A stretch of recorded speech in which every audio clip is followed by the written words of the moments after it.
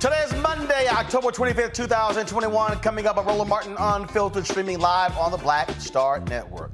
Students at Howard University occupy Blackburn Center. They are demanding massive changes and accountability when it comes to housing and living conditions. The university responds, say they are meeting the needs of the students. We'll hear from both perspectives right here on Roland Martin Unfiltered. It's something we've all thought had happened.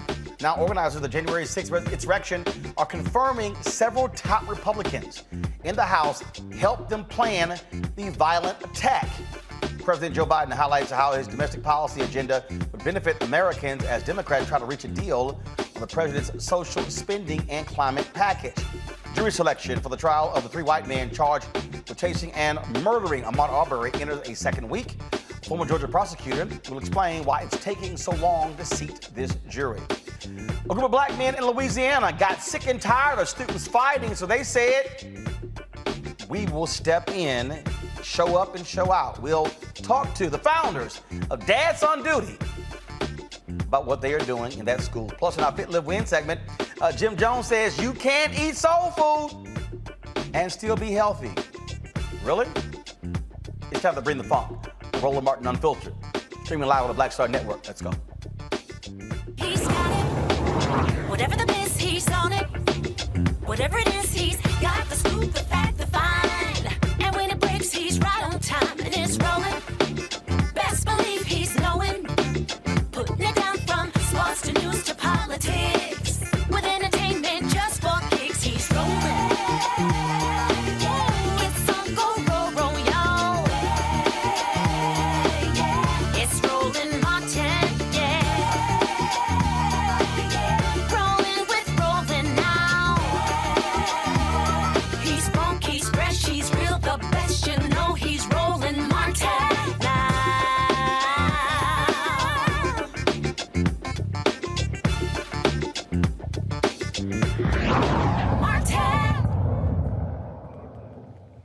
For the last 2 weeks, students at Howard University, they have been living in what we can describe as tent city outside of the university's Blackburn Center, demanding changes to the housing conditions at the university. They have made a series of allegations, been posting on social media what they call deplorable living conditions, rat-infested, rodent-infested conditions, clothes being wet, you name it.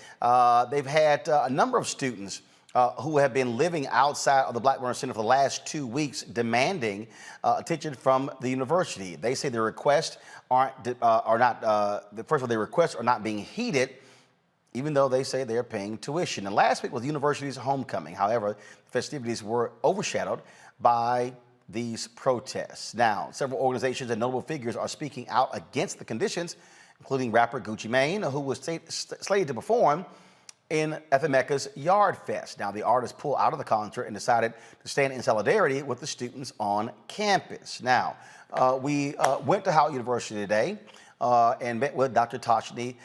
First of all, we met with several different people at Howard University. First and foremost, meeting with the university. I was talking with them last week, and we wanted to be able to come on campus. So Dr. Tashni DeBroy, who was the COO of Howard University, talked with me as we walked through one of the dormitories, an all-female dormitory on the campus of Howard University. This is what she had to say about the protest and about what's happening on campus. Dr. Tashi, so we've had for nearly 2 weeks now, numerous students laying out a litany of complaints. So let's deal with a baseline. First of all, how many dormitories are we talking about across the campus? We have over 2,700 rooms, and we have about 5,500 students that are in our residence hall. So what analysis have you done? Has been an inspection of every single dorm room on campus, and the issues that are being raised? Mold, flooding, rats, roaches. So what has been the analysis of the inspections? So every single residence hall has been inspected, not only by DCRA, but also by our folks on campus. What is DCRA? So that's the district's team that does inspections. Okay. Of our residence halls, etc. All right. So whenever we have an incident, they conduct a spot check on us, and we have to send a report, especially since this or students' concerns have been so well published and publicized, DCRA has been on our campus to do those inspections as well. In particular at the towers, because that's where the flooding occurred, and I can show you where that's the site of the incident occurred. Okay, so we are in, so this This is dormitory the that we're in. quad. This is the quad. This is our primary residence hall for young women on our And how many students are in here? about 1,000, because the quad has about 5 buildings that are part of it. Gotcha. And it's called the Harriet Tubman Quadrangle officially. And so, young lady you were just talking to, Yes. laid out litany of complaints, saying that they've been complaining since August Yes. about the issue. You know, what is the process if a student has an issue with a shower or a room or a mold or anything like that? So when a student has a complaint, because all of our campus housing is outsourced, they actually send it through the campus housing provider's maintenance work order system. In this particular case, Corvius manages our residence halls like the Quad, Towers, Drew, etc.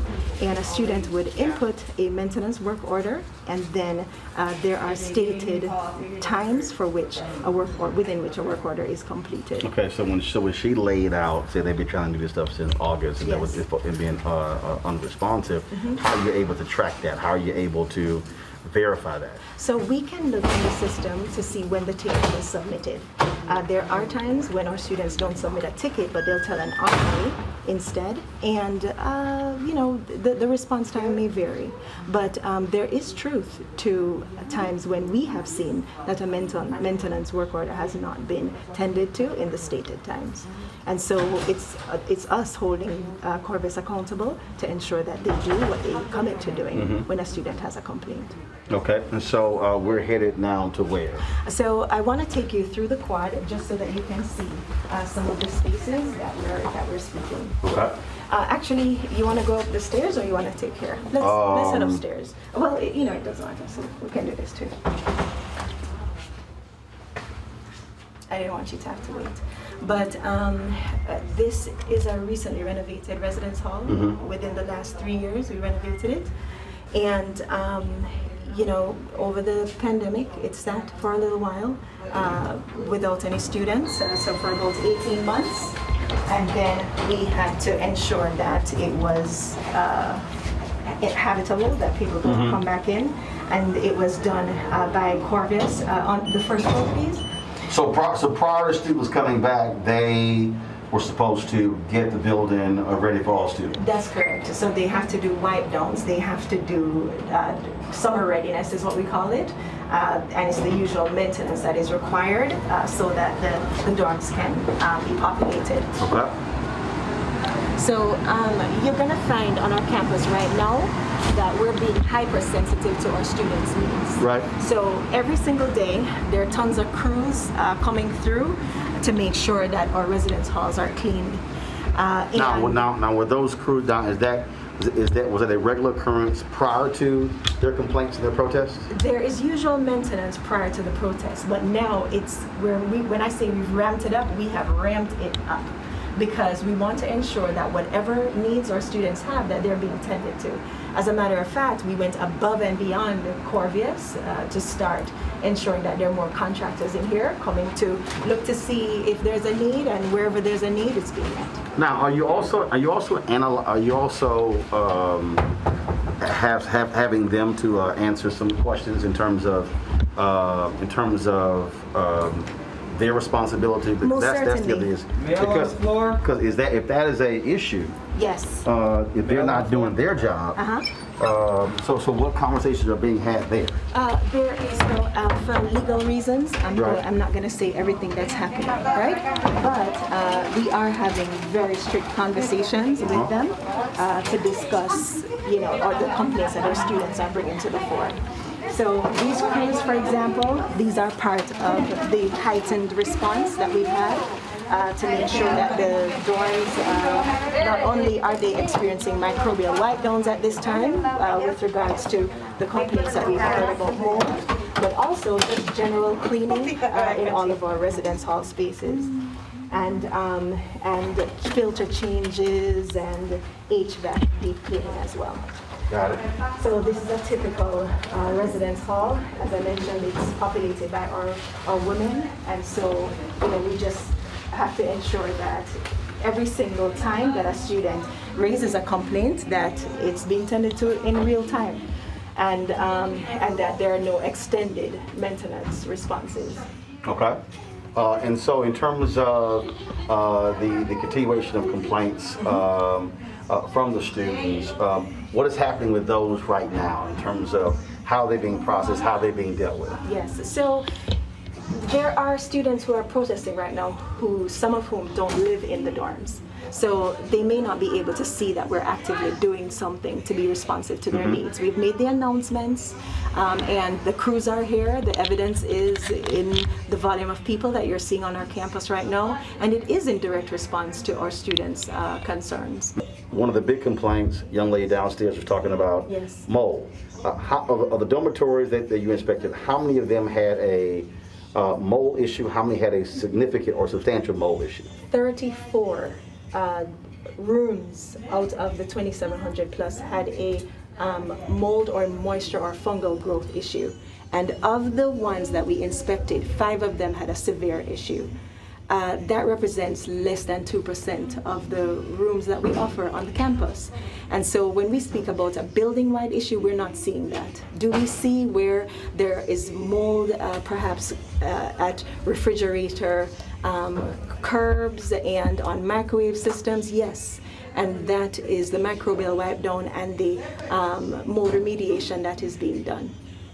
So what she was talking about was also in the air vents, things along those lines. Have those also been inspected? So the reality is we don't have common air ducts throughout our residence halls. So that's why when people are saying there's a building-wide issue, we can be confident in the fact that, when we're looking at the air quality samples, we're just not seeing that.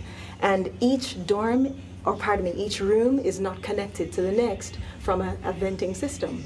So each room actually has its own HVAC equipment, but there are no common ducts going through each room. What about when they said there were flooding? Where was that, and what was the issue there? It was in the towers, but I'll tell you what happens. In a residence hall, each year we bring in quite a bit of young people. They're now acclimating to doing laundry on their own. They're acclimating to sprinkler systems that are often not in people's homes. Generally don't see that. And they're also having to acclimating to living on their own. And in this case where you saw the flooding, one student placed a hair accessory on a hanger and then placed the hanger on the sprinkler system. Now, these are systems that have very sensitive mechanisms to activate a sprinkler. And that's what happened. The glass broke on the sprinkler and it activated it, and in no time, one part of the towers was flooded and it went down to multiple floors. So I can show you that as well. The common response is, that's called an emergency. That's an emergency response. You're going to have people coming out to, number one, turn off the sprinkler system, look to see if there's a fire, and do the due diligence to ensure that life safety systems are in place, everybody's safe and healthy. And then the next phase of it involves a dry out, and that was completed already. And now we'll do the putback or the restoration. And that is yet to be done because the students were all removed permanently from their rooms and relocated to another space within the residence. And how many students would that entail? That affected 19 students, not as severely for everybody, but anybody who wanted to be relocated was relocated. So for students that are being economically impacted, what resources are being provided to them?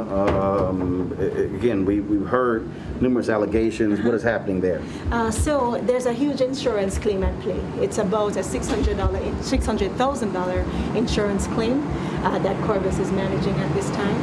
And as part of their system, if there are students that are severely impacted, they usually document what parts of their belongings can no longer be salvaged, and then they are financially compensated. And that's well documented. It wouldn't be the first time that we've had an issue of this kind, and a student has to be financially assisted to do replacement of his or her belongings.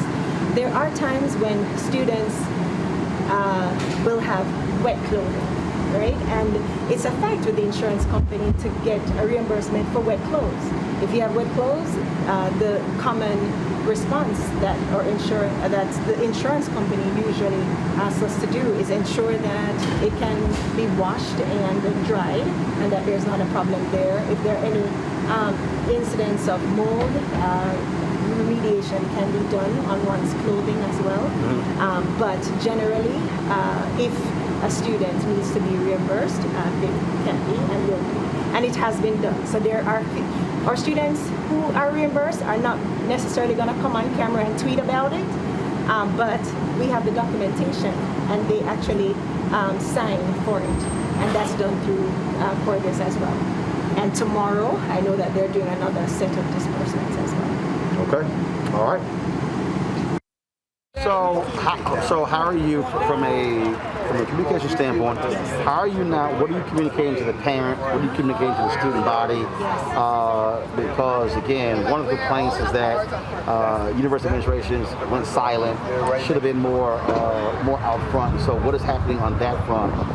Because there's a lot of stuff being said on social media, other media reports. How are you dealing with that? Communicating to students and parents. Well, we have been communicating with our students, and one part of that communication not only is through our main communication system, our HUCOM, but also we've been on the ground. I've been here on a nightly basis along with other VPs doing what's called hypercare. We're trying to speak to students personally to find out if there are any needs that have gone unmet. Some students express their ire because they feel as if the residence hall provider has been unresponsive. And so that's why we're doing this hypercare, to ensure that they see us, they can talk to us, they can lodge complaints with us, and then we ensure that it gets fixed. What about the complaint, I guess, students that university police pulled a baton out on the students? That was one of the, I know that there's a news conference they're holding as well. Talk about their treatment by university personnel. So if the one that I saw in particular was that a police officer had choked a young lady. I have not seen anyone who has been able to say, Dr. DeBoer, here's the footage of what we have. The cameras are rolling all the time on social media, but I'm not seeing that. And if somebody can show me where a campus police officer did that, I would be 100% committed to removing that officer from our force. And that's the real reality. So folks have said this happened, but you haven't seen nobody can show us anything that shows us that a police officer actually did that. I heard it, and the cameras have been rolling continuously, but that footage is missing. Okay. Robert Tramble is the VP for Communications for Howard University. He did address the issue of the officer pulling his baton out. And it reports that it was a student. This is what he had to say. All right, I appreciate it. Thanks a lot. To clarify, the baton incident was actually not with the Howard student. It was, Chief Lyles confirmed that.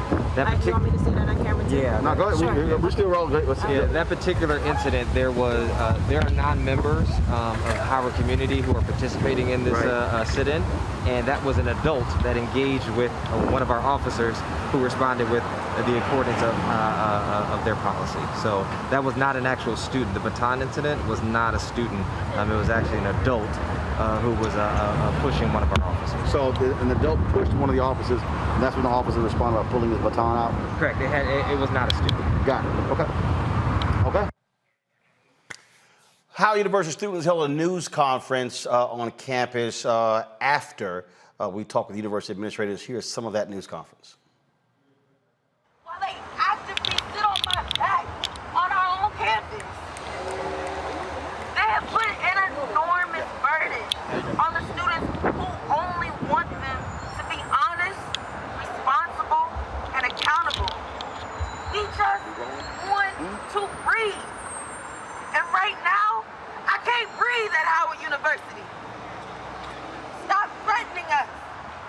Protect us. Do your job. And respect us. Because we are not the enemy. This is the latest edition of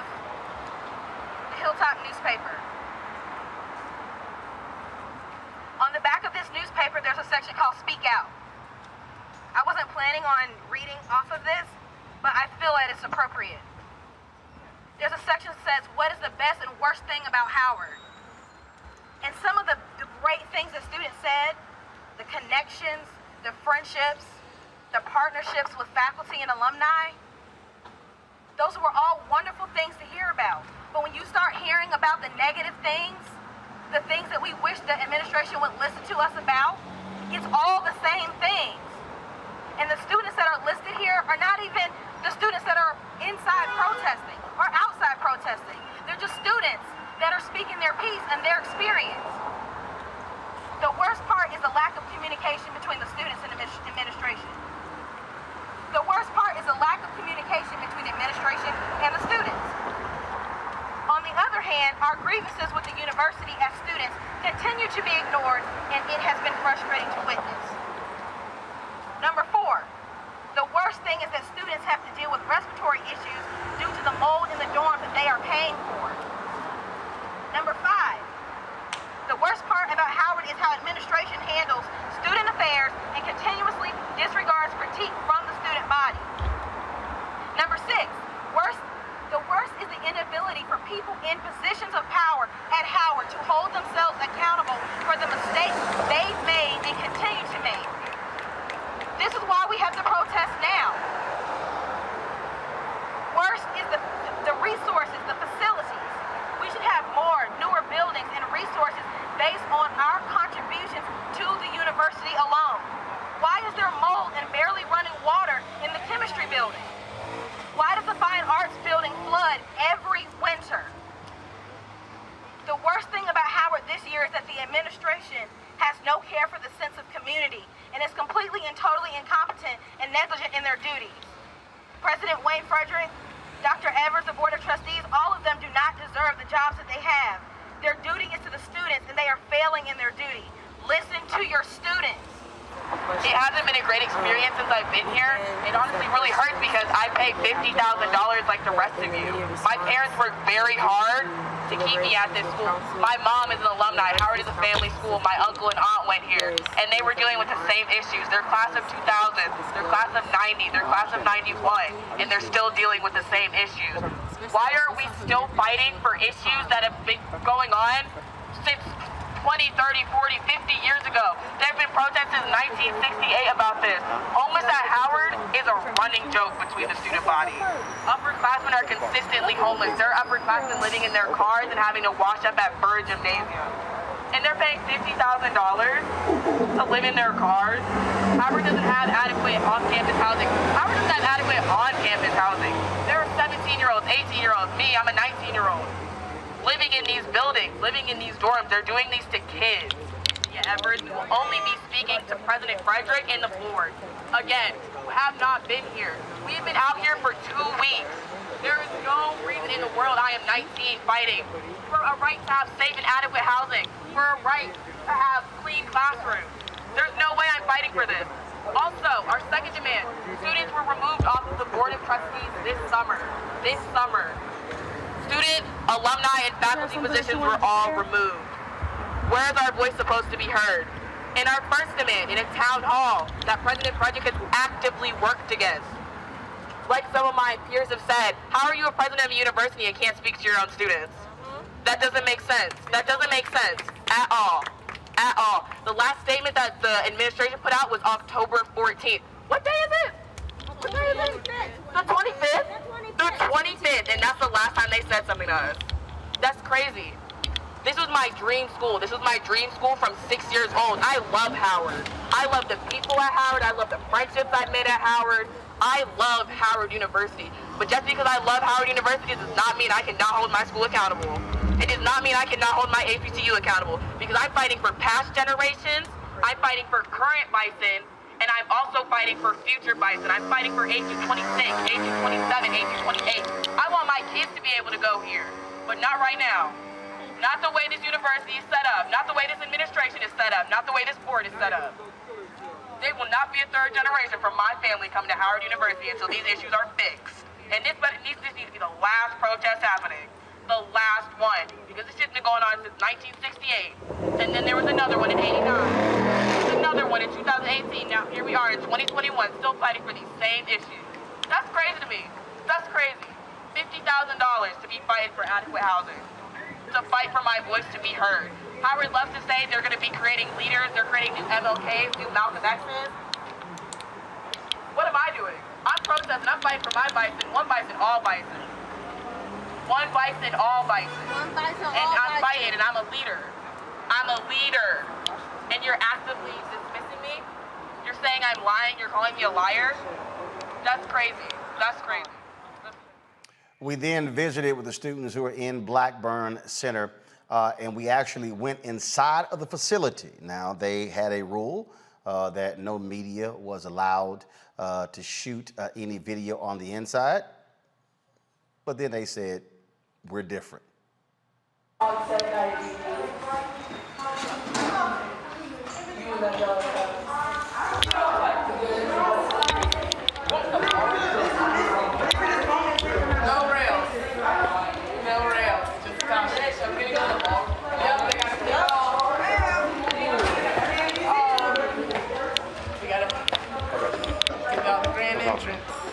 Appreciate it.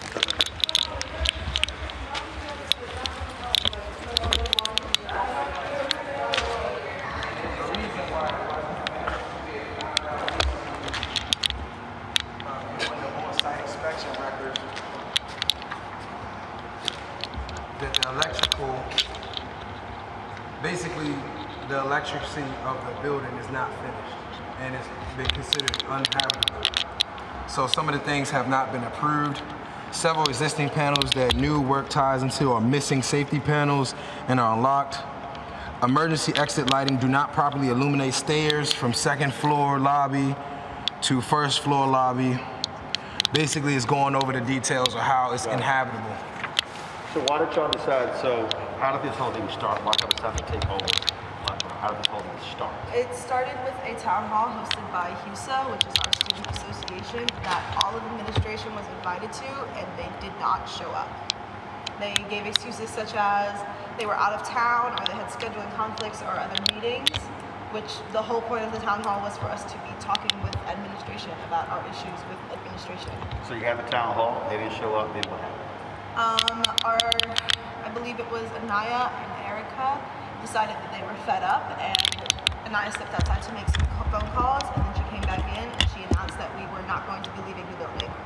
Okay, and that was when? October 12th. Gotcha. So since then, you've been, so how many students are inside, how many outside? The numbers really fluctuate through the day. Yeah, dozens and tens. Roughly a total of 150 students in all. And so you have folks who are, when you say not leaving the building, folks are living in here, studying in here, eating in here, all this sort of stuff like that? Mm-hmm. I've been here since day 2. I haven't left since. I've been here since the town hall. I have my own little air mattress. Mm-hmm. Okay, all right, let's take a look at what you got. So the building hasn't been in use because of construction? Multiple The problems. building actually has been used, but it's not finished. We can only use about 2 floors of the building because this floor and the basement, which is supposed to hold our bowling alley and the lounge for the school newspaper, the Hilltop, is under construction and unusable. Okay.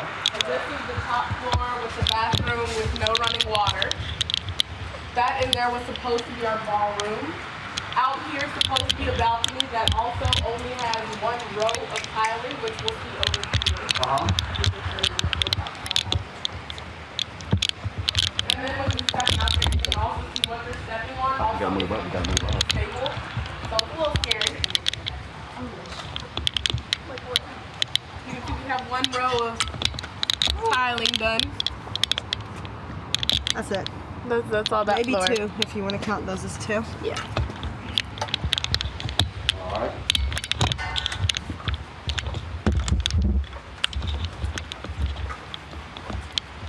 That's it for here. All right. There's literally nothing else. Where are we headed next? So the main floor. There's the second floor. Hold on 1 second. Andrew, come on, come on, go across.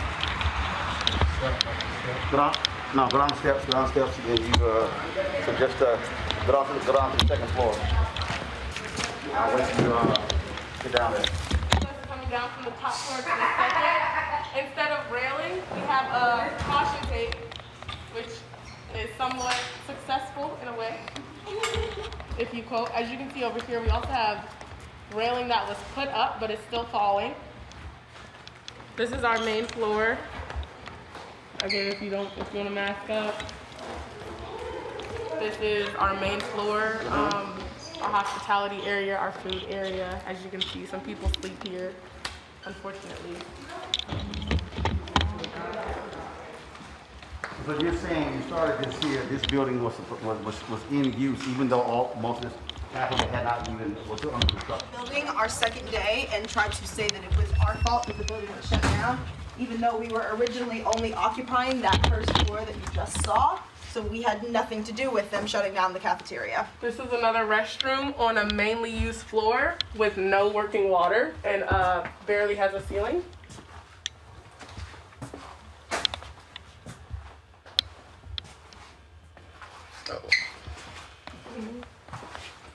There's a Socratic seminar room back here, which we sometimes use for meetings, but none of us had any clue it was back here because this floor wasn't open until like 3 weeks ago.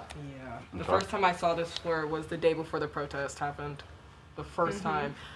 This is the auditorium over here. This is where most of the meetings are held with the Blackburn Takeover family.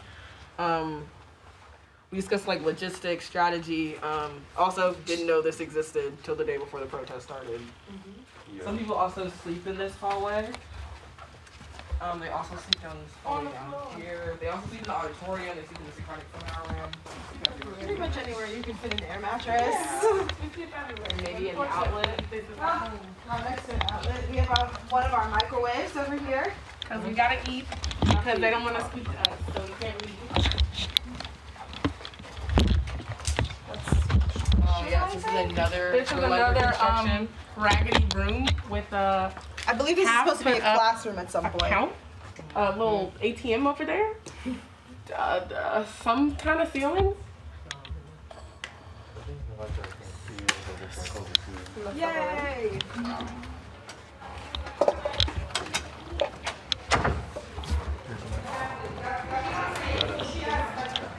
So what, so here's the question. What exactly do you want from the university? What do you want them to do? We want them not only to speak to us first, because in order to speak about our demands, they need to contact us. We've reached out multiple times and they refused. So y'all haven't had a sit down with university leadership? No, they refused to do so. They have sent a spokesperson, the Vice President of Student Affairs, Dr. Cynthia Evers, and all that she does when she comes in here is threaten us with expulsion and attempt to intimidate us by bringing more police who further escalate a peaceful protest. And so, if you do meet with them, what do you want? What do you want to actually? What are your demands? What do you exactly want from the university? Well, they're listed outside of the door, but demand number 1 is to have a town hall with President Frederick so students can air their grievances out. Demand number 2 is to have student affiliate trustee positions reinstated back onto the board permanently.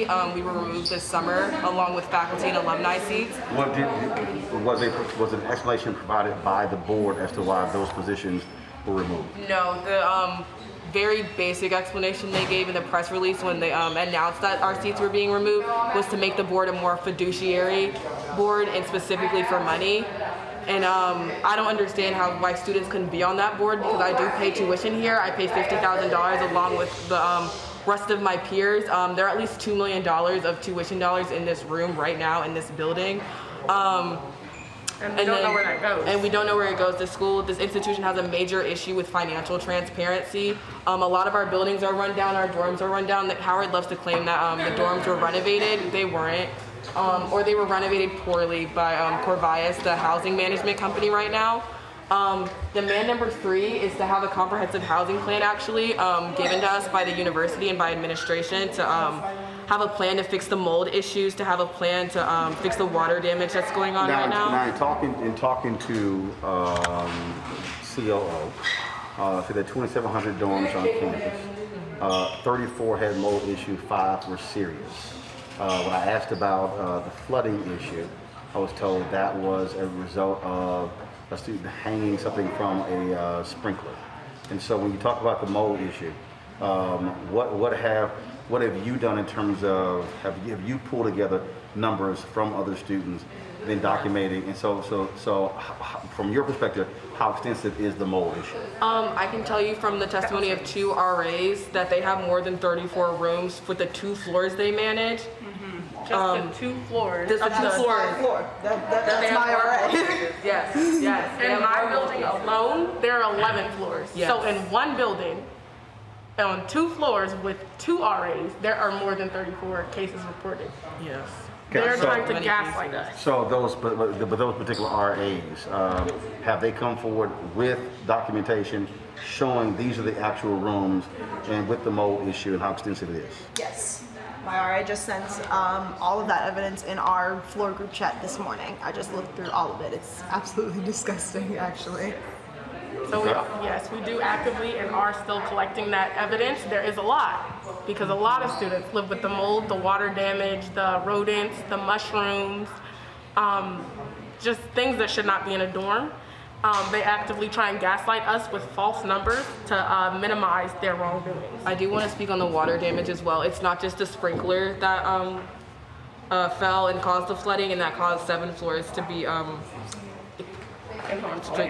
stricken with water damage. When it rains, water does come through the window. It leaks through my window. It causes water damage. The only mention I've heard of water damage from an authority figure has been my RA knocking on my door one time, 2 days into this, 2 days when I moved in, 2 days from when I moved in, asking if there was water damage. There's been no other kind of concern given by administration or any higher up. My building manager doesn't care, administration doesn't care, President Frederick clearly doesn't care as he's actively trying to gaslight us from it. I know they've tried to clean rooms and clean mold from rooms so they could do photo ops and so they could do press conferences in them to try to actively minimize this protest and actively minimize our efforts to have clean and safe living conditions. And also, I'm one person, and I know 4 people whose rooms were have water damage caused by just Howard, faulty pipes bursting downstairs, upstairs in the walls, causing them to leave.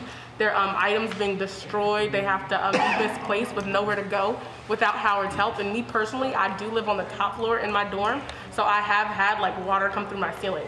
That's not a me thing. That's a Howard thing. Give me 1 second. Sorry, guys. Anything else? Well, I think we're gonna So y'all plan on staying? So your deals until you meet with university officials, or you're gonna stay? correct. So those demands are met. All right. Cool. Appreciate it. Thank you. All right. Thanks a lot. Thank you. All right. Y'all take care. All right, folks, that's a whole lot to digest. Let's go to our panel. Dr. Ahmaud Arbery, professorial lecturer, School of International Service, American University. Brianna Cartwright, political strategist, Dr. Julianne Malveaux, Dean, College of Ethnic Studies, California State University, LA, President Emerita, Bennett College. Julianne, I'll start with you first and foremost. Look, you've run a HBCU. You know what it's like to deal with facilities, deal with student unrest. Your assessment of what's happening on the campus of Howard. Well, 2 things. First of all of our HBCUs have infrastructure issues. Our buildings are old. I'm not surprised. I had a building flood on me when I was at Bennett. My chemistry lab just flooded. I think that's the day I cried, sat in front of my steps and cried because I just didn't know what to do, didn't have the resources. So most of our buildings on most of our campuses are just very old. Students have to understand that. But at the same time, I don't understand why President Frederick will not meet with his students. That's the very minimum that he can do, is to meet with his students. Sending Dr. DeBroy, the COO, or the woman who is the VP for Student Affairs, because from the media, she's just not saying anything. These students deserve to be heard. Throwing the students off the trustee board as well is a bad move. This generation wants to be heard. Howard has a lot to do to clean this one up. Congo. It's sad, man. I've been seeing these stories since I was a student in D.C. in the 90s about Howard University and the campus. The students need to be respected, number one. Howard got all of this prestige over the last summer. Ta-Nehisi Coates coming, Nicole Hannah-Jones, Felicia Rashad, the Chadwick Boseman building. But all of that is beautiful and important and necessary, but it all comes down to the fundamental respect for the students. And so Howard has a lot of work to do right now to make sure those student voices are being heard, because the world is hearing them right now. But if they don't feel like their leadership at the school is hearing them, the university leadership is going to be in for a very bumpy ride. We need to respect and take care of our babies, man. This is sad.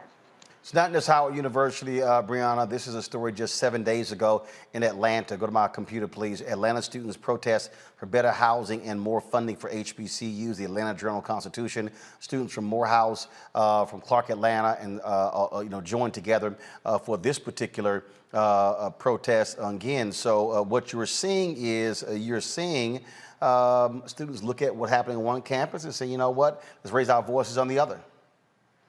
Absolutely, Roland. As it's previously been stated, our HBCUs are subjected to disparate conditions, and they deserve better. And Howard is one of the better known ones, and so this is very sad. As you see also in Atlanta, this is just not isolated to one HBCU. It's not isolated to Howard. It's not even isolated region-wise. Turning to Virginia, I know we've previously talked about the governor's race there, and honestly, there hasn't ever been anything. They never lifted a finger for the state of Virginia Union Hampton, Virginia University of Lynchburg, and so I mean, there's no way that there can be a governor's race. No Democrat. Well, first of all, hold up. Just here's what you have. First of all, Hampton is private, and so you have Virginia State, Norfolk State, your public HBCUs, where they actually, when it comes to funding from the state, but it's different when you're talking about private. Howard is also in a different situation because of the special designation, the federal funds that they get, but Howard is also private, and so you have that distinction. That's why it's different on the state level than Howard, which is dealing with funds from Congress. Right. However, there was a request in the special session of the General Assembly to allocate $50 million to Virginia HBCUs under the American Rescue Plan Act, and there was a deliberate denial. And so of, Northam's $4.3 billion, not a penny went to HBCUs. So we see that over and over again in the states of there not being a priority of helping HBCUs. And also, I mean, honestly, Congressman Scott should answer about whether they've complied with the court's rulings in the Adams case. And because there has been shown that Virginia has discriminated against HBCUs. So we've seen this in, sorry. No, go ahead. Yeah, we've seen this in many different states, and I think that it needs to be focused on from also a political standpoint because, no Democrat is going to be able to win the state of Virginia without the support of Black people. Well, here's the deal. What's happening at Howard University, it's a combination of things, first and foremost. So first, what Howard University should be doing is being far more aggressive with their messaging, talking to those particular students, faculty, staff, parents as well. You heard Tashti DeBroy talked about how they're bringing in the various teams, that the people who are managing the housing is an outside entity. They should be examining them, making demands of them as well. They're bringing in additional crews. And so that's one of the things that they must do. I agree. They all should be sitting down with the students going over these various things. Also, when you come to an understanding of what the actual information is, okay? Because again, students are saying one thing, administration is saying another. And so you have this social media war that's going on. At the end of the day, you want to resolve the issues. And so it's going to continue. We're going to keep covering this story. Hopefully, the two sides will indeed sit down and have a conversation because the reality is this is not in the best interest of Howard University or the student body. You want a wholesome campus. You want students focused on learning and not focused on whether or not there are issues with their rooms, with water seeping in, or other sort of issues. And so I do hope that actually happens. And so, and I also think it would be very wise for President Wayne Frederick to actually hold a campus-wide town hall to actually discuss these things. But you also have student leaders there as well. And so one of the issues that that the student protesters are going to have to deal with is what is their relationship with the Student Government Association that's also dealing with this. And so, again, you have all of these different factions that are going on. At the end of the day, it's about solving the problem. I got to go to break. We come back. We're going to talk to some brothers in Louisiana talking about solving the problem. They got sick and tired of some kids fighting. So a 40 black men said, we're going to show the hell up and see if y'all want to act a fool while we walk in these halls. Reminds me of my own daddy. We'll talk about these brothers out of Louisiana. Next on Roland Martin Unfiltered, right here on the Black Star Network.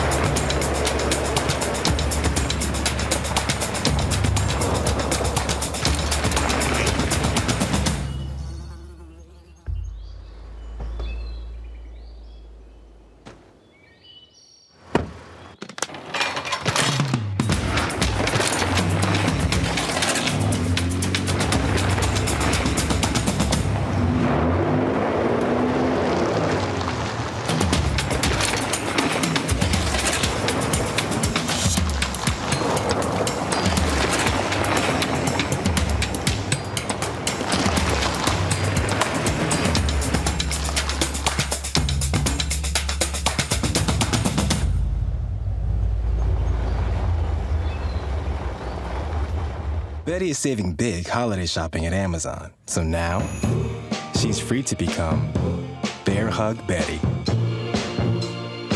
Settle in, kids. You'll be there a while. Ooh, where you going?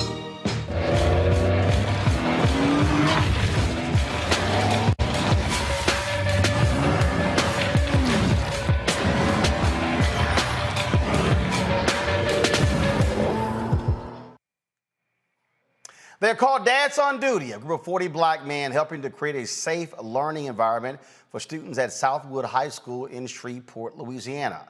Over 3 days, 23 students were arrested for fighting. Well, these brothers knew they had to step in, so they decided to come together, roam the hallways, and let's just say bring a little bass to the hallways. Joining me now, the founders of Dads on Duty. We have Michael Lafitte II, Zachary Johnson, Michael Morgan Sr., Tracy Harris, David Telsey III from Shreveport, Louisiana. Gentlemen, glad to have y'all here. You know what? As I was sitting in the break, I immediately thought about the Deacons of Defense.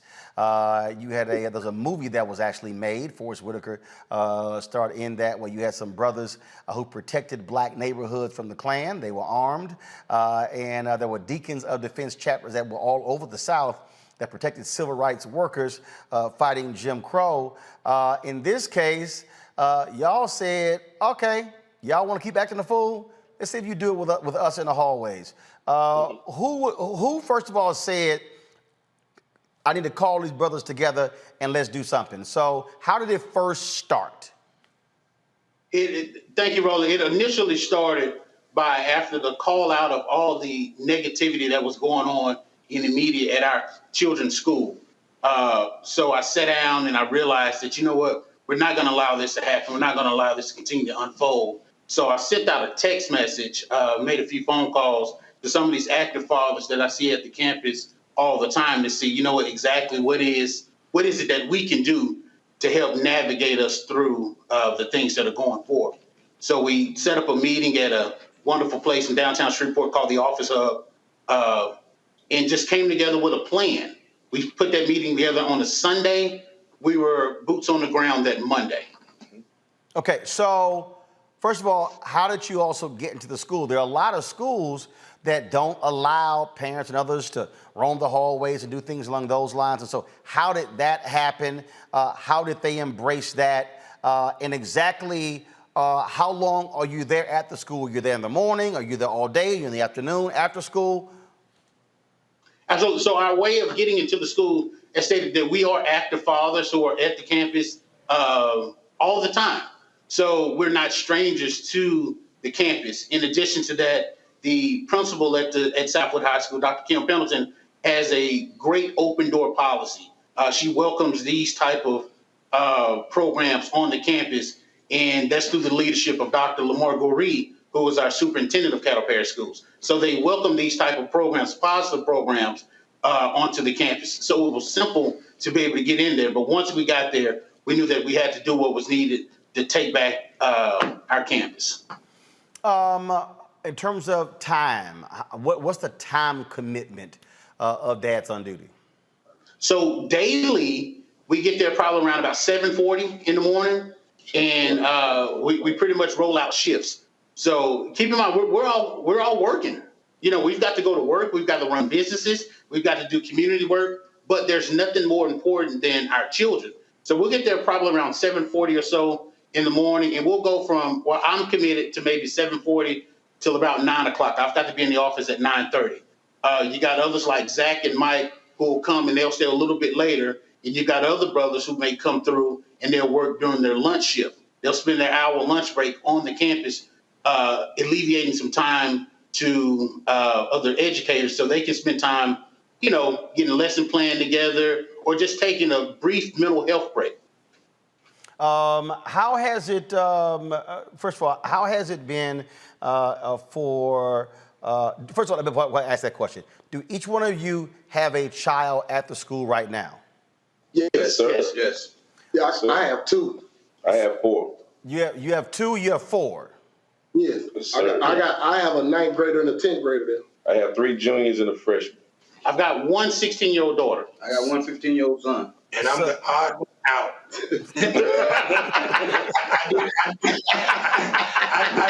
I do the grassroots advocacy, so I work with them. So what were your kids' reactions to all of a sudden seeing Daddy in the hallway? You know, it was crazy. I think it was typical to where I think the first time they saw us, they was like, okay, what are you doing here? And then you get to a point to where you're coming one way and your kid goes another way because they do not want to see you. Now it's to the point to where we're used to it. Yeah, they're used to it, and everybody's kid is coming up to you, giving you a dap, shaking your hand. Do you know my mom? Do you know my dad? Absolutely. So it's positively embraced now. I think one of the other fathers want to say something. Go ahead. First morning, I pulled up to the school and I bring my son to school. And he thought I was bringing him to school, but I got out the truck and went in. So I threw him for a loop. Well, I went home and came back. I played it off. So the thing is, first of all, the reason when I saw this story, it resonated with me because, look, everybody at the school knew my parents. Everybody. In fact, back then, of course, we allowed corporal punishment.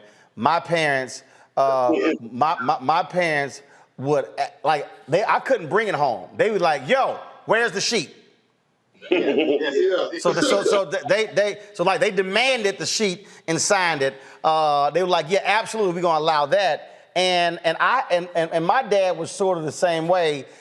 He stopped many fights, followed kids home, checked mamas and daddies. I used to be in the car like, this Negro is crazy. Yeah, that's us. That's us. Yeah.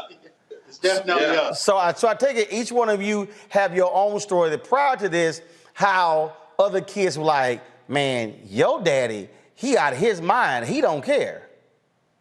You know, the thing about it is we operate in individual silos, but we're trying to accomplish the same mission. So to find brothers who are in tune with the same exact mission because we serve the same cause and purpose, I mean, what can stop us?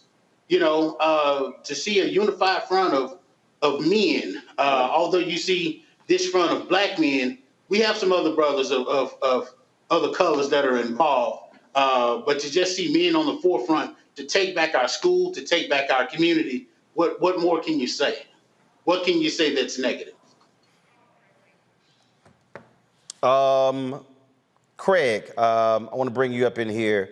What has been, first of all, when you talk about this fighting that was going on, all of a sudden they now see and feel your presence, and my understanding, all the fighting has ceased? at this stage of the ball game, yes.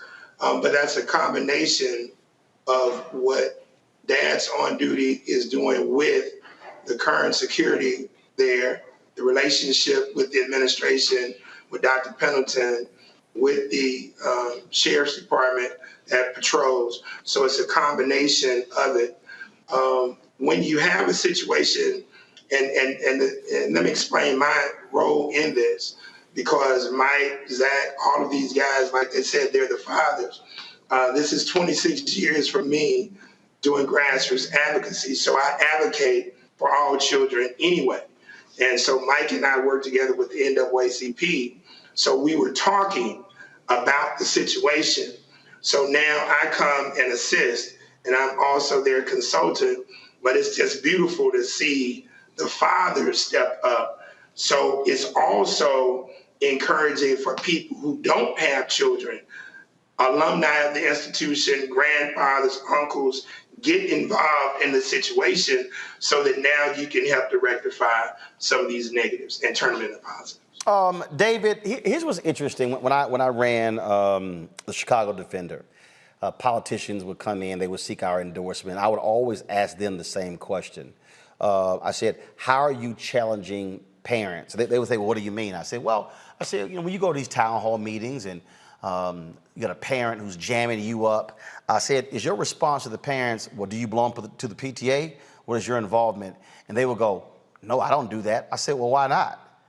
Because for me, and again, look, my parents had 5 kids, okay? And they were always at the school. Now look, I got parents, neither one went to college, no one has a college degree. My parents never made combined more than $50,000, but they were very active in our education, and they made it clear that if something happened, we gonna deal with it on the spot there. Has this also led other parents to realize, you know what, I need to step my game up and get more involved?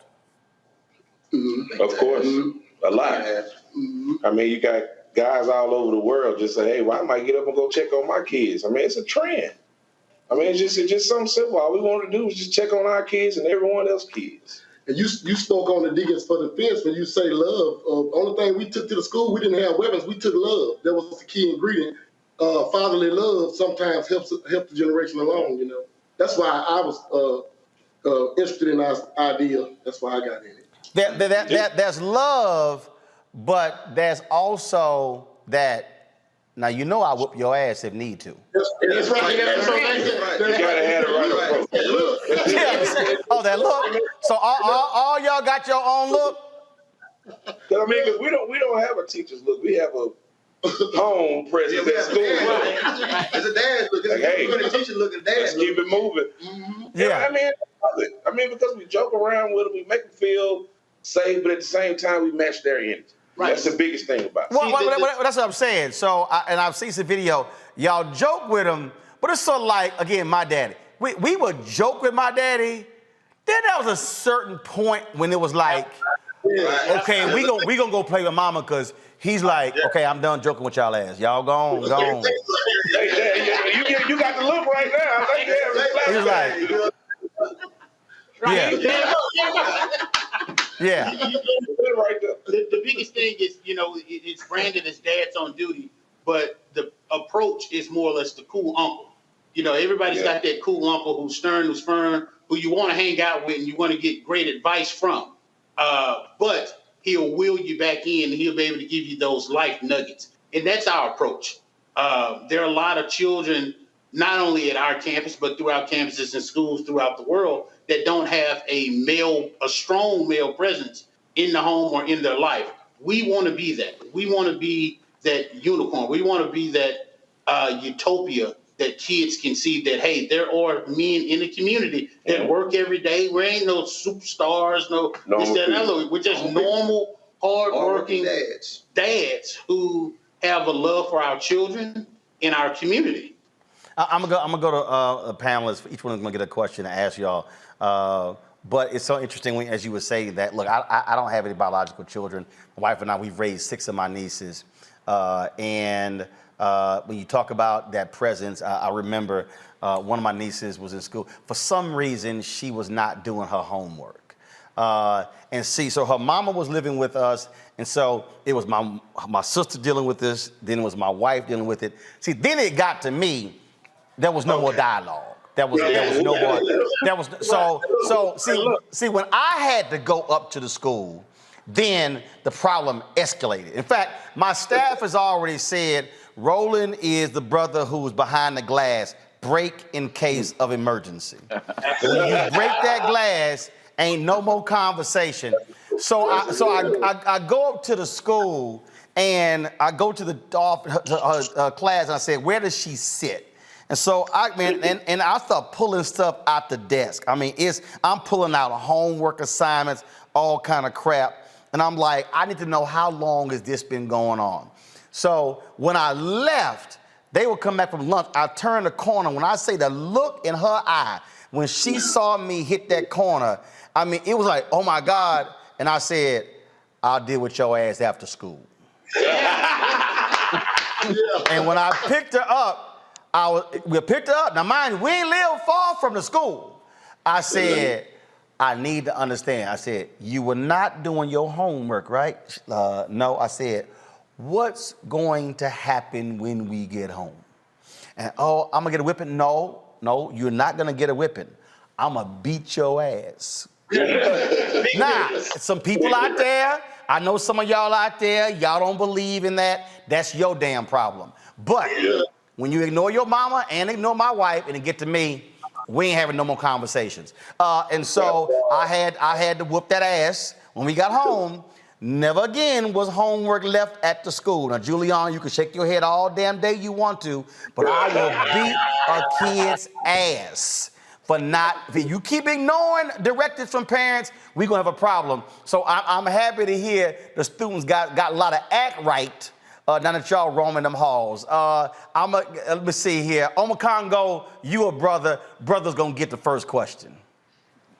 Well, first of all, I appreciate it. And in my book, you all are stars. I've been following this story all day, and it's just really amazing. So the question that I have is, we've talked a lot about the influence you have on the students, but one question I have is, what influence are you having on the teachers? Are the teachers treating the students a little differently now? Are they less likely to maybe kick them out of class, reprimand them? Are they responding to you all in a different way that's having a positive impact on the students as well?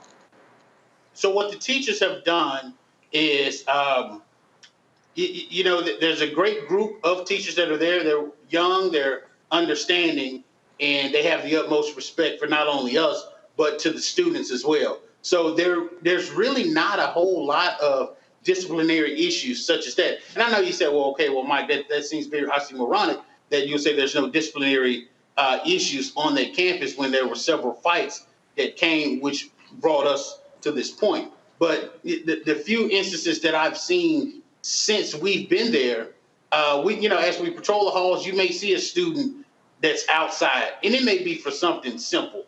Kid may have on a do-rag, or they may have on a hat in class. It's something very, very minute. Something that, hey, the teacher may be a little frustrated because they've told John Doe to take the hat off 5 or 6 times, and now he's to the point to where he wants to be a little disruptive, and you ask John Doe to step outside the class.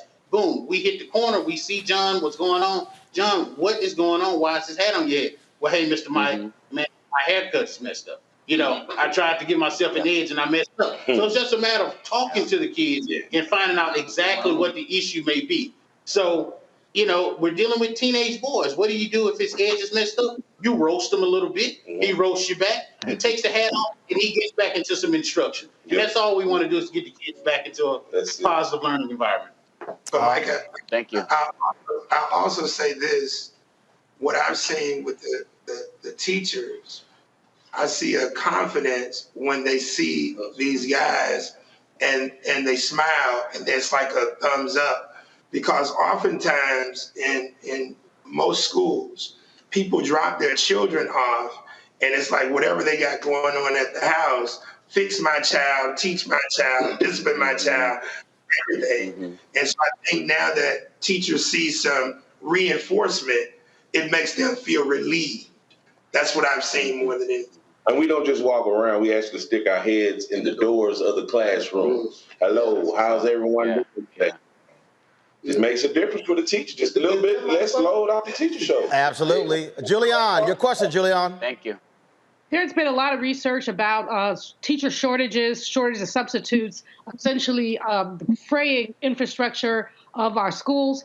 Are you all experiencing or noticing that? And what would you tell someone who wanted to be a teacher but is sort of intimidated or frightened by the current climate in education? You know, I would tell anyone that one of the greatest things in life, other than having great parents and great structure, is having great teaching. You know, we do need strong teachers. We do need well-qualified teachers. But most importantly, we need to see more teachers who look like us in the classrooms. So I would definitely encourage those to go into the educational field and to not only learn it, master it, but to give back. And you can give back by becoming a teacher. We do know that sometimes being an educator appears to be a thankless job, but those who have that mentality that education is a thankless job, that's why you have men such as us who stand before. Yep. Brianna, your question. Yes, thank you so much for doing this. Just like Roland, my dad was one of the people who would show up in the hallways if there was any issues. I remember in high school that someone asked if he had a job because he was literally always there. So I really appreciate this. And, you know, it's really one of the best ways to create a positive learning environment for every student and having this be the solution. So kudos in the school for allowing you to create this community built on a parent-teacher relationship. My question is, what actions did you first have to take to establish dad on duties with the administration? Was it instant where you said, okay, there's a problem, and they called you and they say, well, be here? Or what was those beginning steps for the solution? That's a great question. So the first thing that we had to do, of course, is get permission from the principal as well as through the district. After doing so, we set our own protocol and parameters to make sure that everybody who goes up there has the best interests of our children. Right. And some of those protocols that we set in place were being background checked, criminal background checked, and fingerprinted. We don't want any of those type of things to come about. There are some folks that want to do great things within the community, but things may have happened to where we don't want to mess up the branding and we don't mess up the great work that we're doing. So those are some parameters that we personally set in place. All right, then. Lanny, come here. So that is the thing. Look, what y'all are doing, I think, is most important. And again, I'm glad to see the attention that you're getting. I wanted to make sure that we had y'all on the show. Come here. So, come here.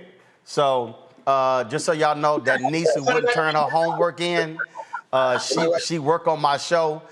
She's still right now.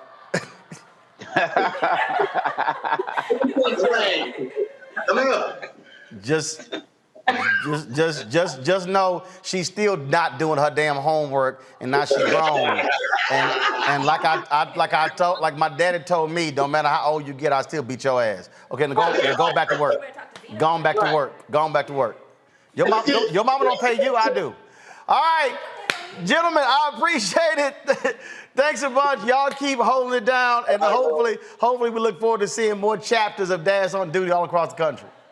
Absolutely. Thank you, Roland. Thank you for having us. All right, y'all take care. All right, y'all, real quick break. We come back. We're going to talk about the Ahmaud Arbery case. Why is jury selection taking so long? We'll break it down next with the former prosecutor right here, Roland Martin Unfiltered, on the Black Star Network.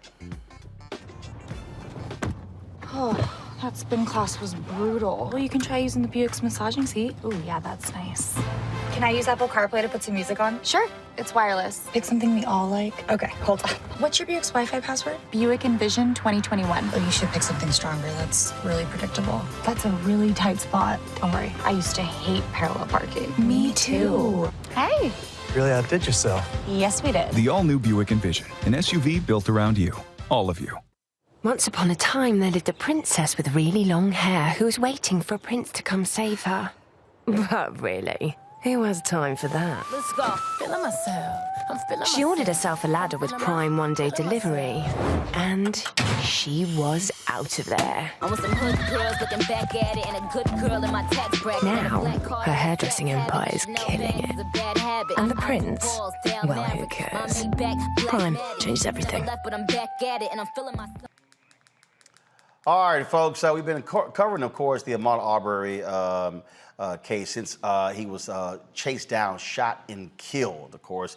You remember, it was really the public pressure that led to the case being expanded and then led to the 3 white men who were accused of chasing him down to be arrested and indicted. Well, now they're going through jury selection in Georgia to seat this particular jury. Now, a lot of people are not familiar with this process, how long these things take, and so these things are happening. And so now they're entering the second week of jury selection in this case. Now, again, the question: can there be an impartial jury that is seated? Joining us now is former DeKalb County DA Robert James, who's been following the case. Robert, glad to have you here. First of all, how long did you serve as DA? I was the elected DA for 6 years. I was a prosecutor in all for about 18 years. So walk folks through this, because look, if you're the defense, you want to make sure that you get it right, that you have the right folks on the jury. But you're the prosecution, you want to take your time as well and not rush the process. Well, you know, it's important to get a fair and impartial jury. I don't care how good of a lawyer you are. I mean, we can, bring the fame and esteemed and legendary Johnny Cochran back if that were possible. And it wouldn't matter if you don't have a jury that's going to listen to the evidence and judge it impartially. And one of the biggest problems in this case is that everybody's heard about it. Everybody's formed an opinion. And, it's one of the hottest topics, if not the hottest topic in not just America, but the world over the last 2 years. And so it's controversial. People are impassioned when they talk about the issue of race and policing and criminalization and over-criminalization and things of that nature. So it's going to be difficult to find people that can set that aside and say, I can be impartial. As they're walking through this, first of all, we heard this weird thing the other day where they uploaded some evidence on a website. But that I don't understand how in the hell that happens. How some suppressed evidence can be made available on a public portion of the website that impacts jury selection. Yeah, I've never seen it, right? Typically in cases like this, and I've been involved in high-profile cases before, even national cases, prosecutors, defense lawyers, court personnel, they're typically extra careful in a case like this because there's already a high level of scrutiny because the entire world is watching. And then there's already the issue of bias that you're dealing with prospective jurors. People, and God forbid someone, that's going to serve as the juror in this case potentially see something that's suppressed that they should not see. Are we naive enough to believe that that's not going to affect their opinion, right? So how long do you see jury selection going before this trial actually starts? Well, that's an open question, and I don't think anybody, has the magic ball here or the magic answer. It could take weeks. I've been involved in trials where jury selection has taken several weeks, and in a case like this, where number one, it's a small community, and that's what we're not really putting in context when we talk about this case. It's in a very small community, and a lot of people in this community, they knew Ahmaud. A lot of folks in this community know the individuals that are charged with murder. They know them well, and if they don't know them, they know someone that knows them. And then the next level is that you've got some pretty serious and significant racial bias going along. You have people that come to the table and they already have these issues. When you're asking them to be fair and impartial, are they even capable? So as a prosecutor, you actually want people to be open and honest. The last thing is that you want somebody to get on a jury that has issues with young black men, running through white neighborhoods and have the same level of suspicion or bias that, that the defendants did for Mr. Arbery getting on your jury. You don't want a person like that on your jury. So you want them to say, no, I can't be fair and impartial.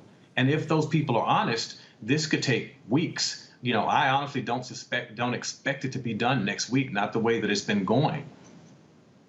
All right, then. Well, look, it's going to be something that we're going to be paying a lot of attention to. Robert James, we appreciate it. Thanks for providing it, and I look forward to having you back once a jury is seated and the trial gets underway. Thanks for having me. Appreciate it. Folks, just got to pay some bills when we come back.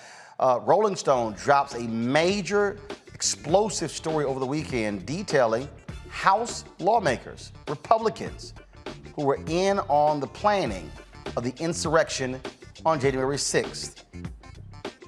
Move on now, Condoleezza Rice. We'll discuss next. Roland Martin Unfiltered on the Black Star Network.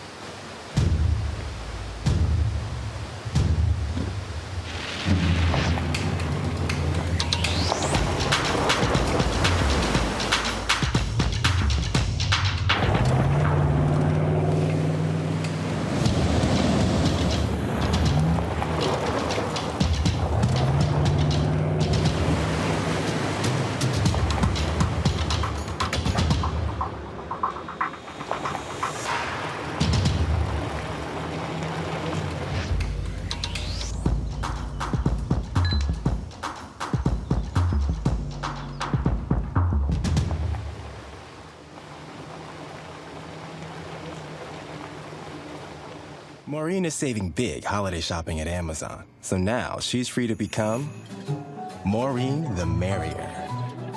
Food is her love language, and she really loves her grandson. Like, really loves.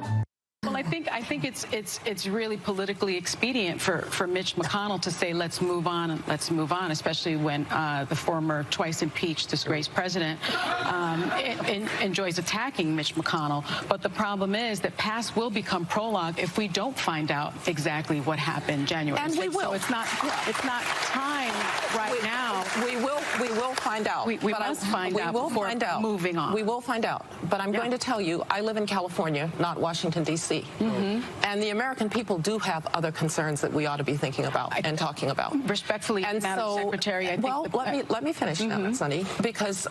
Well, I think it's really politically. So that was Condoleezza Rice last week on The View saying, you know what, it's time for us to move on. Rolling Stone dropped this on the weekend. Several January 6 organizers say they met with several House Republican lawmakers leading up to the events of the deadly insurrection. An exclusive report with Rolling Stone, the organizers identified the members of Congress who allegedly took part in these conversations or were represented by senior staffers. Congresswoman Marjorie Taylor Greene of Georgia, Paul Gosar of Arizona, Lauren Boebert of Colorado, Madison Cawthorn of North Carolina, Andy Biggs of Arizona, Louis Gohmert of Texas. The sources claim that Representative Gosar promised pardons for the organizers on several occasions. Democratic lawmakers chimed in on the report and are calling for the expulsion of any congressional member involved in the events. This is what Congresswoman Alexandria Ocasio-Cortez tweeted. Any member of Congress who helped plot a terrorist attack on our nation's capital must be expelled. This was a terror attack. 138 injured, almost 10 dead. Those responsible remain a danger to our democracy, our country, and human life in the vicinity of our capital and beyond. You know what, Omakongo? The Republicans fought real hard not to have this committee established. Kevin McCarthy wanted to appoint his own folks. He wanted to put someone like Jim Jordan on here. They've been vigorous in their defense against the likes of Donald Trump and the thugs associated with him. Folks like Matt Gaetz as well. In fact, when they had the House discussion regarding enforcing a subpoena against Steve Bannon, it was quite interesting to listen to the vigorous back and forth. And then also Republicans, remember Kevin McCarthy was real angry. Democrats, how dare you seek our phone records? Then, of course, Jordan, not really wanting to say how many times he talked to Donald Trump on January 6th. Listen. News, if you talked to the former president on January 6th, and you didn't give a clear answer. You said, and I quote, "I've talked to the president so many, I can't remember all the days I've talked to him, but I've certainly talked to the president," end quote. The next day, on July 28th, you confirmed to Spectrum News that you spoke with the former president on January 6th. When asked by a Spectrum News reporter, Taylor Popolars, whether you spoke to the president before, during, or after the Capitol was attacked, you said, and I quote, "I spoke with him that day, after, I think after. I don't know if I spoke with him in the morning or not. I just don't know. I have to get back to you. I don't know when those conversations happened," end quote. So my question is, you've had 84 days since that interview to go back and check the records. So when did you speak with the former president on January 6th? Did you talk to the former president before, during, or after the attack on the Capitol? Of course I've talked to the president. All three? Of course I've talked to the president. I've been clear about that. I talk to him all the time. This is not about me, Mr. Chairman. I know you want to make it about me. You want to make it about individuals, other individuals. But this is about the lack of a proper security presence that day. That's what this committee, if this committee is going to do something that's worthwhile, that's what they should be investigating. Of course I talked to the president. I talked to him that day. I've been clear about that. I don't recall the number of times. But it's not about me. I know you want to make it about that, but this is about the, why wasn't, how about this? Why wasn't the National Guard here that day, Mr. Chairman? Boy, they trying all their best to deflect, Amakongo. Oh my goodness.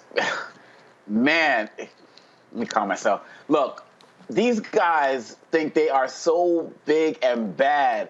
And I'm just thinking, if the Rolling Stones was able to get this information, imagine what Congressman Benny Thompson and the January 6th committee have in terms of the treasure trove of information that they have and they are still getting about the corruption of these guys. Ocasio-Cortez is exactly correct. These guys need to be expelled, prosecuted, whatever needs to happen to them. They are traitors to this country.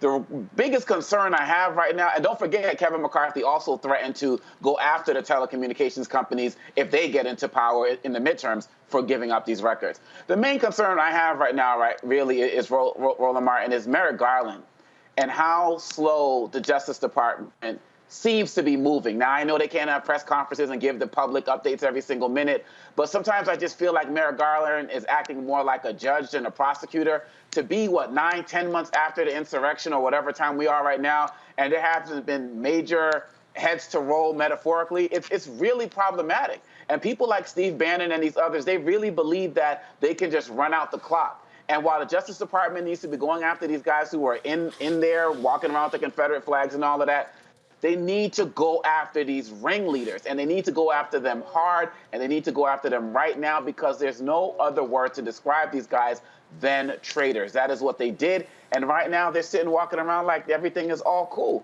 and they need to have the hammer dropped on them. Brianna, to that particular point there, I mean, he's right. You trying to convince me it takes 10 months for a real arrest? They're still sitting here asking the public, hey, do you know who's in this photo right here? And it's sort of like it's timid in terms of really holding these folks accountable. Let's be real clear. The actions of the committee are completely different than a criminal investigation. The committee does not have to wait or take the precedent over the criminal investigation. Yeah, I mean, just as you said, from just going from Condi, right? They know it's a lie. They know the attack was abhorrent, but they won't say anything because donations are flying in. They're getting booked on Fox News, and they're staying in Donald Trump's good graces. It's disgusting, but you know, it's obvious that they won't drop the big lie or denounce the attack on the U.S. Capitol. We've seen the deaths. We've seen the issue. So, I mean, the fact that they're taking this slow is and it's ridiculous. But it's also more terrifying that there's literally insurrectionists that are running for Congress. So we know that we have current member of Congress that has been, one of the ringleaders in Trump's attempt to overturn election, and we're still at the same point. And we never thought the danger would be coming from inside the House, but we're here. And so, I mean, it's something that needs to be addressed ASAP, especially as we're going into the midterms. Julian, listen to this little pissant Matt Gaetz out of Florida. To people who had not requested them, that Donald Trump would be sitting behind the Resolute desk. Okay, but you don't think that there is, legally speaking, I know you're a lawyer because you went to the great law school, William & Mary. Legally speaking, there was no election fraud or no election corruption. Well, let's put it this way. Do you agree that 61 different federal and state courts, including 8 judges that Donald Trump appointed himself to the federal bench, have rejected every claim of electoral corruption or fraud that have been advanced? Do you agree with that? I don't. And the reason is those claims are not evaluated because in many of the circumstances you reference, jurisdiction was the principal question. So I think it requires a review of the procedure. Do you have any case authority in the land of those 61 cases or any other cases where a court has determined that there was electoral corruption or electoral fraud that materially affected the outcome of an election in any state in the union? No court. Do you have one? Which I believe is a real failure of the judiciary. I think the Article 3 courts failed our country by not exercising more jurisdiction over those questions. Now, there's a difference in whether or not fraud existed and whether or not there's an adequate remedy. And I think also a number of those cases were kicked on remedies. No court has said that fraud existed, and so there's no remedy because there's no violation, Mr. Gaetz. Right, but you cannot. There's no violation. There's no fraud. Decided that there was no fraud if they didn't take up the question and review the facts on jurisdiction or remedy. You know what? That might work on Steve Bannon's podcast, but that's not going to work in the Rules Committee of the United States House of Representatives. I'm sorry, Mr. Gaetz, forgive me. Woo. Woo. Julian? Well, first of all, we've got to give high props to Jamie Raskin, Congressman Jamie Raskin. He's been doing a great job. And frankly, in the midst of personal tragedy, he's been doing a great job. Secondly, I don't know what's wrong with Condoleezza. Truly, truly, I do not. She was a mentee of Colin Powell, the recently deceased Colin Powell, who have been calling this thing out. He said he could no longer be considered a Republican. But she's sitting there talking about, well, we need to move on. No, we do not need to move on. That, you called a man a pissant, that was a compliment, Roland. I mean, pissants would be insulted to be in the room with him. That man is an idiot, and that's kind, too. What we have here is a Congress who conspired with insurrectionists. Some of them probably opened the door for them. But I'm not surprised. The Rolling Stone piece is excellent reporting. We learned a lot more than we knew, but many of us suspected that somehow those folks were able to bypass security. Mr. Gaetz wants to know how come there was not more security. The question he has to ask is, how did you get past security? You got past security with sticks, and you beat security. That's how you got past security. And so hopefully, at some level, we're going to have the opportunity, and good for what they're doing, but to have the opportunity to have this all laid out. But as it's all laid out, what's next? Because these folks, they have been emboldened, and there have been no consequences. And there have been no consequences to the members of Congress who conspired. And there have to be consequences. Roland, you're absolutely right about Merrick Garland. He is moving like a judge. He's trying to be deliberate. But there is no deliberation when you see that stuff that we just showed on screen. There is no deliberation when you have people who essentially killed, someone, 2 suicides, injuries. This is absurd, but it's absurd with congressional concurrence. And that's the part that is so disgusting. I mean, I'm going to play a little bit more of what Condoleezza Rice had to say, because the problem is this here. When someone like her goes on The View, they are in essence putting their credibility up as collateral to be able to say, I'm speaking as a calm, sensible person. So just Listen to this nonsense. First of all, let me be very clear. I said at the time, January 6th was wrong. I called it an assault on law and order and an assault on our democratic processes. So full stop, it was wrong. Law enforcement will determine what happened there, and those who violated the law ought to be punished. I also, on January 6th, for the first time since I was the National Security Advisor on September 11th, I cried that day, right? Because I thought, I study countries that do this. Yes. I didn't think it would happen in my own country, so it was a terrible moment. I will say that that night, when they filed back into the Capitol after it was secured, and they certified that election, I had new faith in our institutions and the people who were protecting them. So we came through that as a country that ultimately upheld the law. Now, I think what Senator McConnell may be referencing is, yes, it's time to move on in a lot of ways. Yeah. I'm one who believes that the American people are now concerned about their what we call kitchen table issues, the price of gasoline, inflation, what's happening to their kids in school. I think we're going to talk a little bit more about that. I will say that as somebody who was a national security expert, maybe didn't see in quite the same way the rise of China in ways that we're seeing it now. And so we do have a lot of issues. And I hope that what we will do is move on to the next generation of leadership. Because even people like me, I was in Washington a total of 10 years, 2 years with George H.W. Bush, 8 years with George W. Bush. I shouldn't go back. We ought to move on to the next generation, move ahead and deal with the American people's issues. So you wouldn't go back if they asked you? I have no desire to go back to Washington, D.C.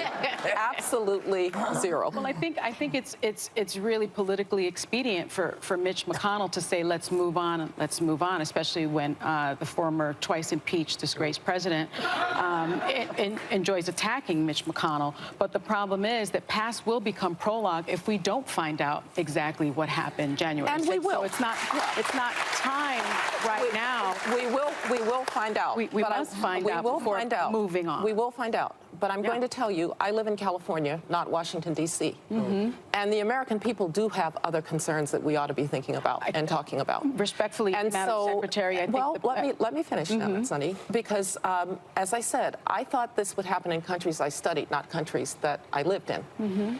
Our institutions have to be upheld. What happened on January 6th was wrong. I don't know how much more strongly I can say what happened on January 6th was wrong. I also know that as a government and as a country, we've got to be concerned about the things that are making life hard for Americans and hard for American families. But when you have, and that's what I'm ready to do. But when you have 80% of Republicans wanting to see Trump run in 2024, I'm a political scientist, all right? And unless I could see the questions that were actually in that poll, unless I could see the assumptions that were actually in that poll, I'm not going to take for granted that that poll is correct. So Quinnipiac, you don't believe in no, I polls. said I'm a political scientist. I understand polls, and unless I really knew what was in that poll, I just want to repeat, as to what I want to see in my party, I want to see the next generation of leadership step up. I want those of us who have been there, done that, to step back, and I want to move on to a better America. Oh, so how about this, Miss I'm a political scientist? The people who participated in the insurrection are still in power. How about this, Miss Political Scientist? Republicans could gerrymander themselves into the majority, and they literally could name Donald Trump Speaker of the House. For all of you who are watching at home, some of you may be saying, Roland, that's impossible. Donald Trump is not a member of the House of Representatives. Then you might want to read the Constitution. The Constitution of the United States does not require the Speaker of the House to be a member of the House. In fact, any American can qualify to be selected as Speaker of the House. So Miss Let's Move On is in total denial, Omakongo, over the fact that the very people who participated in this insurrection are still in power. Exactly. And another thing, she called on she called on new leadership to come in. Well, look, most of those people that we're talking about, they're under 50, under 40. I believe Madison Cawthorn is like 25 or something like in his 20s. You got Matt Gaetz, who's young, Marjorie Taylor Greene, who's young. So we're talking about this. She wants a new generation of leadership. This new generation, they're part of this insurrection. So really, at the end of the day, what are you really talking about? And what Secretary Rice did is she used her credentials to basically say this is fake news or alternative facts, talking about these polls when she knows what the truth is. I mean, this is somebody who has seen hate firsthand. I mean, she was in the church where 4 girls lost their lives that was bombed. I mean, she's seen this. So she can't keep talking about people want to move on when the insurrection is still going on right now. That was a major manifestation of it, but it's still going on in the streets. It's still going on in the Capitol. We have, over 400 potential bills that were passed across the country to suppress our voting rights in 49 states. It's happening every single day. So I'm sorry, Madam Secretary, when you're talking about these kitchen table issues, losing my freedom to vote in this country from guys who are in there plotting insurrections and working with people who are out there as criminals and thugs and terrorists, that's a kitchen table issue for me. Brianna. Yes, I agree. It's awful. I mean, to really think about, on January 6th, there was an assault on the Capitol, and it was in front to everything we have fought to create in America. And we watched it as 140 Metropolitan Police officers were injured, and literally some were beaten with their inches of their lives, while members of Congress and echoed the rioters, didn't know what was occurring, trying to fight for their safety, hiding. And then this was all in the sense of overturning a free and fair election. As Condoleezza Rice said, you would think that would happen in some other country, but it happened here. And it's literally one of the most lowest points in American history. And it's our responsibility to search for the truth and make sure it never happens again, and not keep elevating these people and giving them privilege passes. It's time to just stop the shit and focus on, our voting rights, focus on protecting us. We can do both. We can walk and chew gum. So for her to say, we just need to focus on table issues, it's just not fair, because we can't really focus on those issues while we know that there's people who are in the House who are literally, trying to, take an election through force and intimidation and fear, and they don't want to really care about the issues at all because they don't care about us. Bottom line here, Julianne, for Condoleezza Rice to say, "Oh no, let's just move on." That's people like her, they are part of the problem. They do not want accountability for the actions of these thugs. Condoleezza is being extremely disingenuous, and she knows she is. For her to, how many times she said, "I'm a political scientist." So, I'm an economist. Right. Most social scientists understand polling. She's absolutely right that depending on what the question is, the answers can be skewed. But we know that this is not the case, because consistently Republicans have talked about what they want to do and what they want. They want that orange orangutan back in the Oval Office. Here's the deal.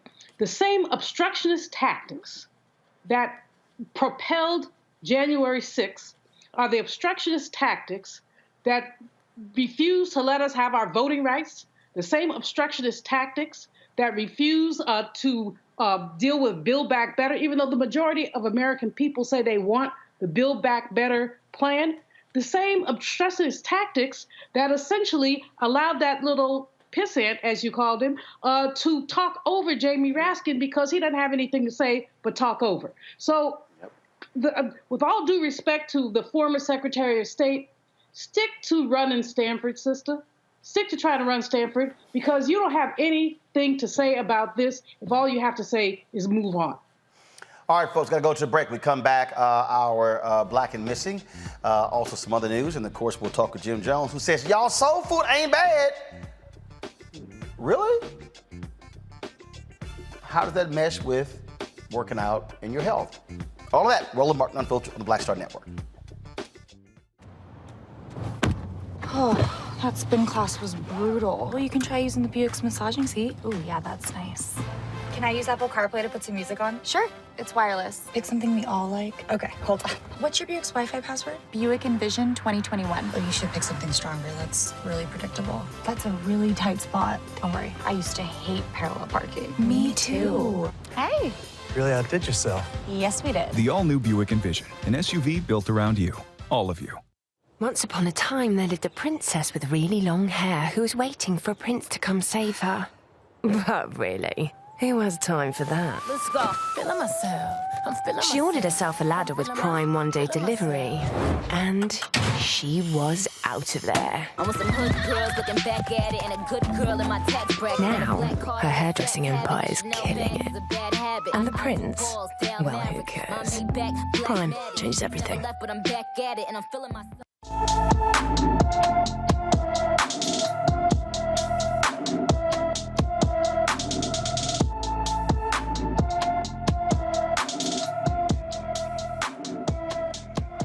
16-year-old Kanaya Babers-Lamel was last seen on August 12, 2021 in Ukiah, California.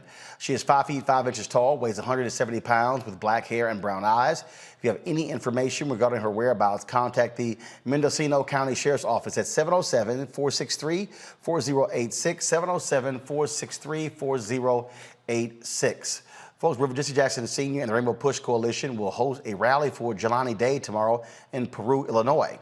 Day, an Illinois State University graduate student, went missing on August 24th, and his body was later discovered floating in the Illinois River on September 4th. A multi-jurisdictional task force, including the Illinois State Police, the Bloomington and Peru Police Departments, LaSalle County Sheriff's Office and Coroner's Office, and the FBI's Behavioral Analysis Unit are investigating Day's death. His family is waiting for answers on how Day ended up in the river. Also, Julius Jones' request for a stay of execution was denied by an Oklahoma City federal judge today. Jones is on death row for killing an insurance executive in 1999. Jones maintains his innocence and says he was at home with his family at the time of the murder. His clemency hearing is tomorrow. If his clemency is denied, he will face execution on November 18th. Tomorrow, we'll be hearing from Tiffany Lofton, who's literally traveling to Oklahoma as we speak for that particular hearing. Also, deliberations resumed today in the trial of 3 former Georgia sheriff's deputies accused of killing Uri Martin. Martin was killed in 2017 after being tased repeatedly by the officers. The judge denied a juror's request to be released from the case this morning. Jurors asked to view the cell phone video from a witness who testified earlier during the trial. All right, folks, the NAACP is putting in check its Atlanta branch president.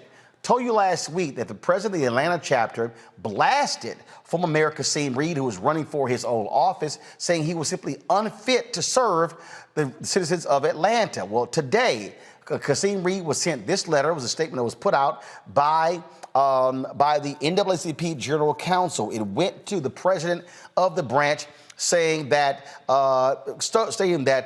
this person violated NAACP policy, violated their bylaws for endorsing candidates, also violated the rules and procedures when it comes to following the NAACP's directives. This is what they wrote: by issuing a public partisan statement opposing Mr. Reed's candidacy and by essentially endorsing other candidates, you clearly violated Article 2, Section 2 of the bylaws. Your conduct is not in accord with the NAACP's principles, aims, and purposes. They're calling on him to immediately cease and desist from making remarks repudiating Atlanta mayoral candidate Kasim Reed. We further demand that you immediately cease and desist from endorsing political candidates and or political parties. Finally, we demand that you immediately retract your statements repudiating Mr. Reed. If you fail to comply, you may be subjected to suspension, expulsion, or other disciplinary action. And again, this is Jeanette McCarthy Wallace, General Counsel for the NAACP. NAACP makes it clearly a nonpartisan organization. Julian, this is a shot across the bow to the president. First of all, we don't have Julian right now. I'm going to Congo. It's certainly a shot across the bow to that president by saying your actions by endorsing a candidate can put into question the 501c3 status of the chapter.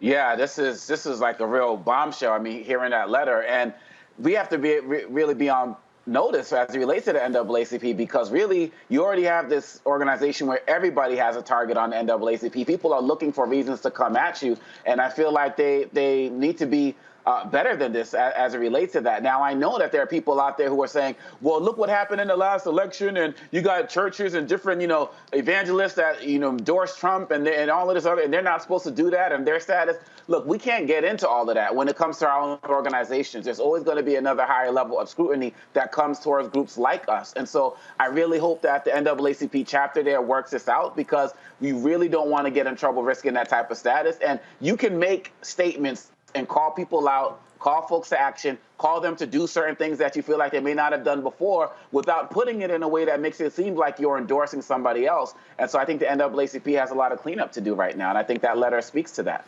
And for folks to realize, you can speak to issues, but you cannot make endorsements of candidates, Brianna. Yes, that's absolutely right. And anybody within the NAACP, especially as a president, should know this.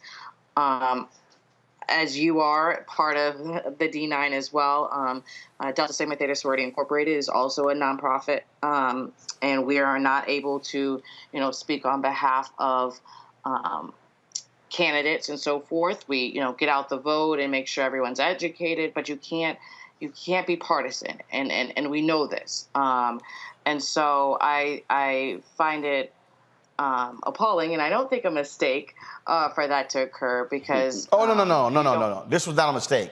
If you saw his initial statement, he went off. And he signed it. He signed in that letter, NAACP General Counsel was like, you did this on NAACP letterhead.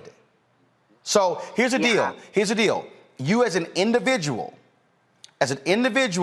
you can speak out, and we've seen this before, where NAACP presidents have spoken in their personal capacity, endorsing a candidate. Now, we know how the candidates run it by saying, NAACP president endorsed me, but this person put it on letterhead.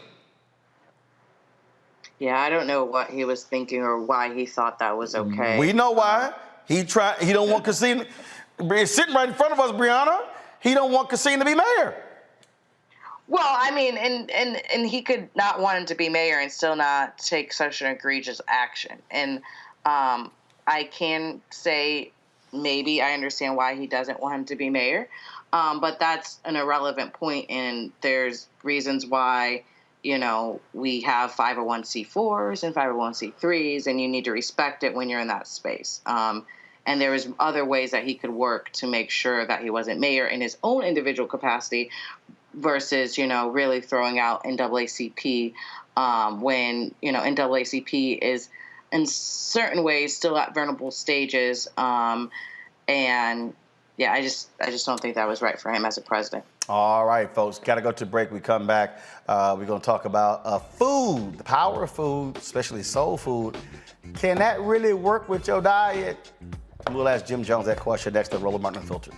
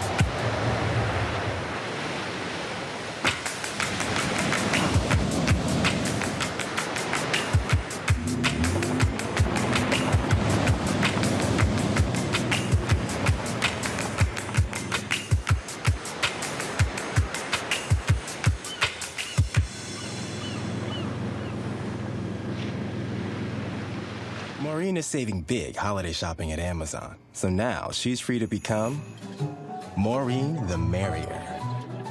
Food is her love language, and she really loves her grandson. Like, really loves.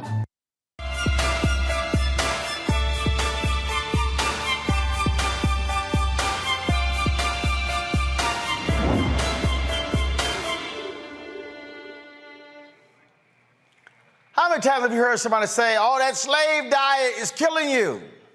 Really?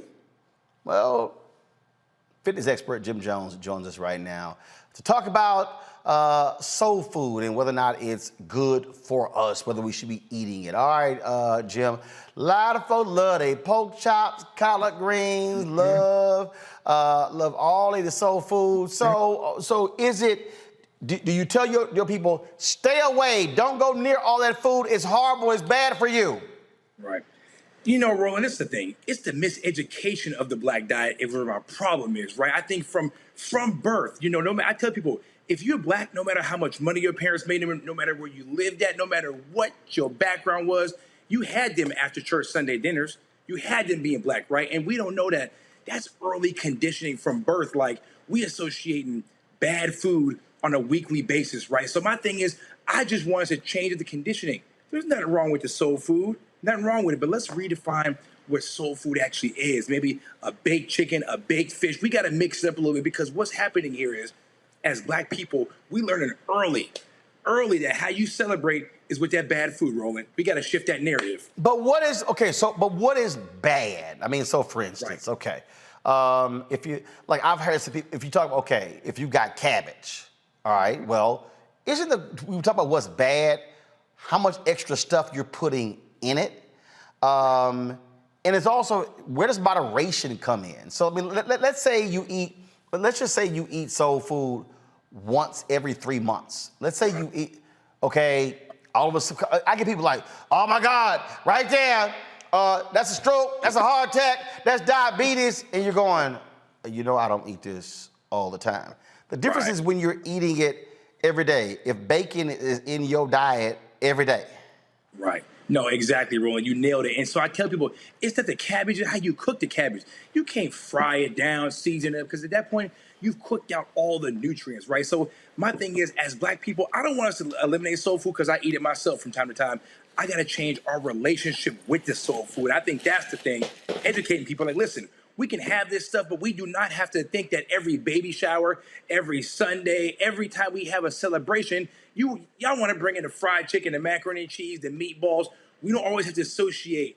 We don't have to associate celebrating in a weekly tradition with soul food. So we just got to just tweak our relationship with the food. That's all I want, Roland. But isn't it also a matter of if you eat it and your ass not walking, you're not exercising, you're not drinking water, again, it's all of that. I see somebody talking about it's the salt. Well, again, it's just not just the salt. Hell, I was at a seafood restaurant the other day, and I swear the salad was salty, the rolls were salty. I was like, damn. So that wasn't no soul food restaurant. It literally was one of the top seafood restaurants in D.C. And I was like, yo, who the hell in the kitchen with the salt shaker? Right. You know, Roland, and that's the thing, Roland. I tell people, you can eat the food, but we also got to associate, as African Americans, I want us to have, of course, we want us to have the good food, but we got to focus on doing a little bit of exercise too, right? You know, it's okay on Sunday dinners if you want to have that, right? But in the morning, let me get a Sunday squat challenge, right? Let me get a Sunday walk. So we have to link diet and exercise, right, to the foods which we love to celebrate with. Because like I said, if you black soul food is tradition, I love it myself, but it can't just be soul food Sundays, okay? Give me soul food and squats. That's the new hashtag, Roland. I need you to go ahead and tweet that for me right now, Roland. Well, soul food and squats. But also, here's one thing before I go to Brianna and Omakongo with a question for you. It's also where people are not regularly checking their stats. So I was in Atlanta last week, and I decided to go to the CVS for some chips. Oh, man. I threw that in. Calm down. Calm the hell down. And so they were doing blood pressure checks. They were doing cholesterol checks. They were doing glucose checks. Okay, and it was very interesting to me. All the folk who were walking by. And so I stopped in. They were like, hey, you want to get checked? I was like, yeah, all right, that's fine. They were like, well, we got $10 free CVS bucks. I was like, man, I'm good. I said, come on. And I mean, I'm real bit nonchalant about it. So, and I took, and just so all y'all people who think I'm lying, okay, see, boom, right there. Okay, you get that documentation, okay. And here was the whole deal. And so, again, to me, I don't understand why you pass up a free damn check. It's free, you know, so they did blood pressure, 118 over 78. And they said the goal is 120 over 80. I'm underneath. Then they said glucose, fasting under 100, non-fasting under 140. Mine was 72, but I wasn't even fasting. I had eaten 6 hours earlier. And then they had total cholesterol. Gold 200, mine was 135. Okay. And so I was like, all right, we good.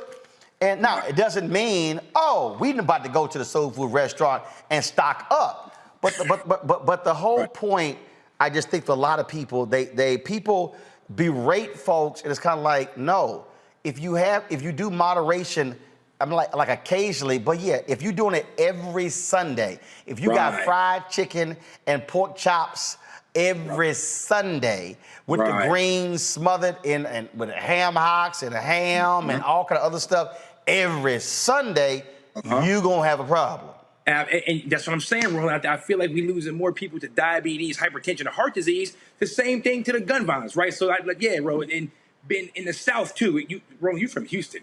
You know how y'all do in the South. Y'all really love y'all soul food in that South, Roland. You know that. Yeah, but hold on. But you gotta say, my maternal folk from Louisiana. So hell, we do more gumbo and seafood than anything else. So I mean, I don't eat. I don't eat a lot. I don't. First of all, I can't stand most soul food items anyway. Like I can't, because my babysitter, and I love Miss Elkins and all her kids. I could not stand the smell of them damn greens. All the greens. Oh, I could. To this, do you understand? I could smell right now in my nose them damn beets. They had all that soul food. Look, I don't eat most of that. I can't stand the smell, so that's just me. Brianna, you got a question for Jim Jones about soul food, nutrition, and working it out? Absolutely. I am not like Uncle Ro. I love my soul food. I love cooking it. I love eating it. I can't think about a celebration or a meeting without food. Not necessarily soul food, but food is the life. Yes, very much comfort. So I'm gonna play in on your whole squats for soul food. If I was gonna, Brianna, when last time you did a squat? I haven't, and that's what I'm asking. How many do I need to do in order to keep eating my soul food? When the last time you did a squat, Brianna, can you even stand up right now and drop a squat? I can, but I will not. You can? I can. I wear heels, Roland. Take them off. Flat-footed. No, I'm saying we have a little exercise with the heels and having to go to the bathroom and the public, but we won't go there. But anyway, so you don't touch the seat. You have to squat to go to the bathroom. That shit don't count. Oh no, that don't count. Come on now, bro. Don't do that. Now. Hell, we don't wear heels. We got to squat sometimes too. Right. But how many squats do we need to have, or what can we incorporate for our? Do 3 right now.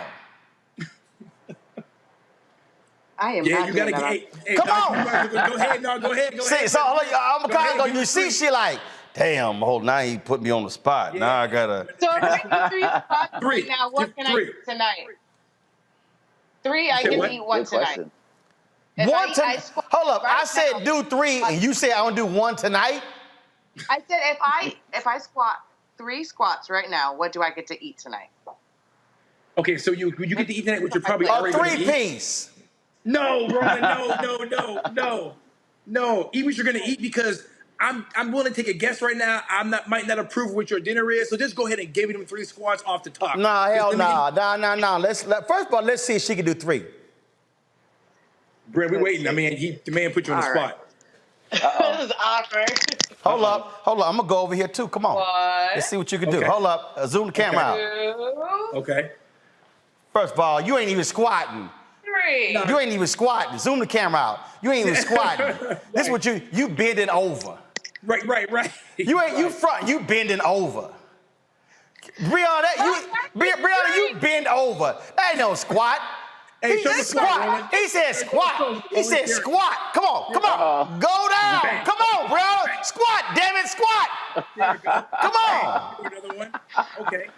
I'm squatted. My back is straight. Oh, hell no. Oh, whatever. Come on. You bending over. You ain't going nowhere, Brianna. You're not going nowhere. You bending over. Stop tripping. Oh, McCon, go ask your question. Brianna tripping. She knows she bending over. She over here sitting. She over here. You guys are just trying to make me do too much. I did them. You bending over. You just poking your butt out and then coming back up. You ain't front. Go, McCon, go. Today is Mediterranean Monday, so I was going to eat soul food anyways. McCon, go ask your question. I'm loving this. I'm loving this.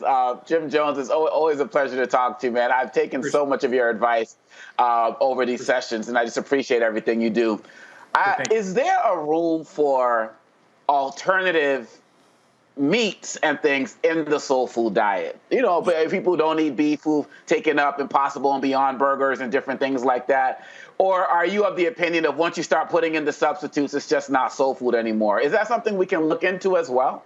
Nah, you know what? We got to try to, and like I said before, we got to kind of change what defines soul food, right? Soul food doesn't have to be the fried chicken. It doesn't have to be the ham, the macaroni and cheese. Soul food can be whatever you want it to be. Just make it taste okay, right? That's my whole thing. I just want to change the narrative behind soul food. So, Brother Congo, soul food can be whatever you feel you want. If you want to have an Impossible burger and something else, that can be soul food. There's no, we don't have to cling to certain items that have to be soul food, if that makes sense. Like, brother, you interpret soul food however you want to interpret it, and that's what I want people to do, is change the definition of what we call soul food. It ain't got to be bad. I mean, soul food might be a Caesar salad, Roland. You never know. You know, soul food can be... Man, soul food ain't no damn Caesar salad. Brother, ain't no rules in life. You know, ain't no rules to this soul food thing. You just, you live how you live, right? Stop. Jim. Salad with extra mayo. Jim. With mayo in the salad? Oh, why? How you can put mayo in the salad? Brianna, did your ass just say... Brianna, did your ass just say mayo? She said mayo in the salad. I need 50 more squats out of you. No, hell no. I am, y'all not gonna see, Brianna is on suspension from the panel. You cannot, now she already made that mistake earlier talking about when I had to check her last time, talking about, the boomers, like these damn millennials doing something. Right. But, but now you're gonna sit here and, girl, don't even, okay, look, I'm gone. Jim, go on to a final comment before I cuss Brianna out. She crazy. Yeah, listen, man. Talking about that damn mayo. Man, ain't no mayo in my house. If y'all been following Dionne Warwick's tweets, I'm with her 100%. Hell no, can't stand mayonnaise. Yeah, and well, I make it homemade. I love it. You make homemade mayonnaise? Your black card, your black card is in review status. Her black. Brandon, you hold up, did your ass just say you eat mayo with your French fries? Yeah, I like a good truffaglioli. Hey, y'all, turn her microphone off. This getting embarrassing. This getting embarrassing. Lord, Jim, go ahead with your final comment. She lost her mind. What? All I'm saying is, let's just change the narrative behind what soul food is, okay? If you need some more soul food advice, y'all can holler at me at Jim Jonez, GYMJONEZ. That's on Instagram, GYMJONEZ. Please, y'all, holler at me for different soul food ideas. I'm gonna get y'all right. Thank you, Roland. Man, Misrespect 90 said this on YouTube, but her waist snatched though. That's what they said. Yeah, they saying Brianna, she looked like she in shape. Y'all don't let the looks fool you. All right, because she also looked like she wouldn't eat mayonnaise. Lord have mercy. Lord have mercy. I'm sure a lot of your viewers eat mayonnaise too. Hell no, it's an You ain't gonna never see a mayonnaise advertised on this show. I can guarantee you that. All right, y'all. Jim, I appreciate it. Thanks a lot. Let me go to a break. Then I'll be back on the non-mayo show, Roland Martin Unfiltered. Hell no, no mayo on the Black Star Network. Oh, that spin class was brutal. You can try using the Buick's massaging seat. Ooh, yeah, that's nice. Can I use Apple CarPlay to put some music on? Sure, it's wireless. Pick something we all like. Okay, hold on. What's your Buick's Wi-Fi password? Buick Envision 2021. Oh, you should pick something stronger. That's really predictable. That's a really tight spot. Don't worry, I used to hate parallel parking. Me too. Hey. Really outdid yourself. Yes, we did. The all-new Buick Envision, an SUV built around you, all of you. Betty is saving big holiday shopping at Amazon. So now, she's free to become Bear Hug Betty. Settle in, kids. You'll be there a while.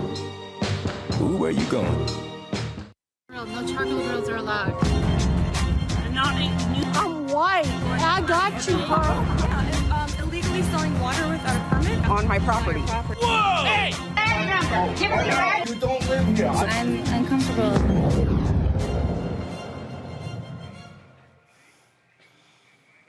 All right, y'all, so we do this segment because it just gets crazy being black in America when you just trying to mind your own business, you just trying to handle your business, you get confronted by folk.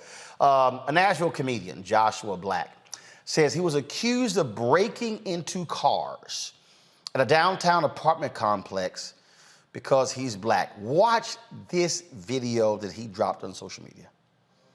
Fuck you. First off, we have break-ins to your cars. They broke into my car. They did? Well, I'm sorry. Of course, they broke into my car 5 times. Hi, I live here. I've been living here for about 5 years. And then Karen walked up to me just now, and she was pestering me about what I'm doing following her. What am I doing? She came all the way to my car, and now did you call security yet? Yeah, I called one of the officers, yeah. What did he say? He didn't answer. I was trying to leave a voicemail. You want me to help you call security?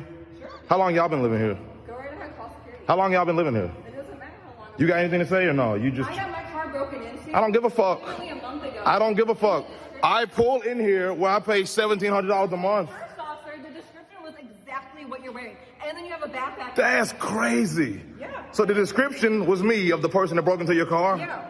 The hoodie, everything. They had on a pink hoodie when they were breaking in? Why I just mentioned it, I apologize. They had on a pink hoodie, black nails, and a backpack. I mean, she did this. I'm not content creator. I'm a fucking influencer. If I wanted to, you'd be finished. Weird fuck. If you raise your voice. No, what, if I get more likes, I get more likes if a white woman walks up to me and asks me what I'm doing in my apartment. White, thank you. She's not white. All right. I'm Mexican. Thank you very much. She's Mexican. All right. Good day, Karen. And whoever the fuck you are, goof. Fucking.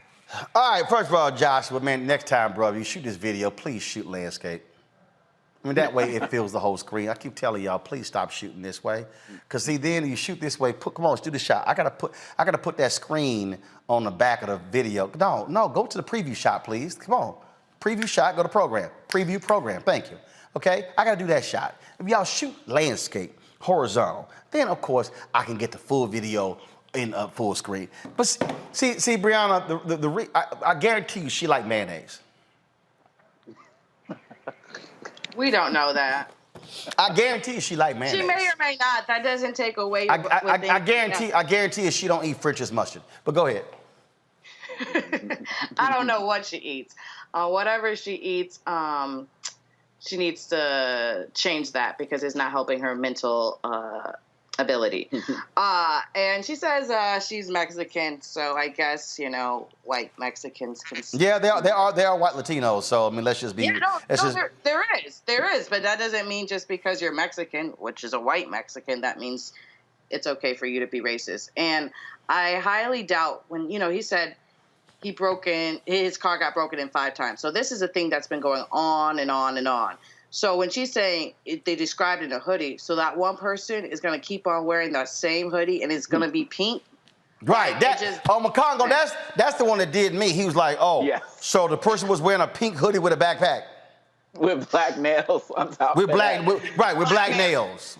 Doing what was that for that movie? What do they call those? What the movie doing? Yeah, Spirit Fingers. Spirit Fingers. Oh yeah, bring it on. Yeah, man. He got her good, man. It's It's really ridiculous. And quite honestly, if she lives in the building, he lives in the building, he needs to go to whoever's in charge and talk about how he's being harassed. I mean, we got to start filing reports. I'm glad the documentation is there. I'm glad, the viral TikTok video happened, but I want to make sure that he's getting the protection and respect that he needs in that building. So he's got to make sure, file a report on her so he can stop being harassed, because this fit the description nonsense. It's ridiculous. But at the end of the day, if security does come and you get the wrong guard, you just set up for more trouble. And so I think at the end of the day, he needs to make sure that he's getting protected within the building from people like her. Man, I'm telling you. Brianna, go ahead. I think I was going to say that, the joke in itself was, he said he pays $1,700 to live there. He need to buy a house. Well, that's another story. He's probably a millennial. We'll have that on a different day, different conversation. Yeah. But no, it's these things have been occurring over and over again. Clearly, their security is not strong. So who is he going to have to protect himself? Not let alone the property, right? So I mean, he could keep filing these complaints, but I'm pretty sure these people who are paying all this egregious money, have complained about their car being broken in. It is documented, et cetera. And I don't think the property is doing much. So I would think him as an influencer, he probably should put his name of the apartment on blast so they can start stepping up. You know what's so funny? You keep talking about millennials and stuff. When I was in Atlanta, Judge Gundy, it was so funny. We were interviewing her for the show, and one of her staffers on Mocongo was like, "Judge, why are you always criticizing millennials?" She said, "Because y'all do millennial shit." Dog, I hollered. And that's what I'm saying. Sometimes you gotta check them to doing millennial shit. All right, we gotta go. All right, that's right. Such as eating mayonnaise with your damn French fries. I'm team no mayo too, Roland. I gotta keep it real. No mayo for me either. Just keep it real. Hell no. Sorry, Brianna. Mad love, but I'm team no mayo.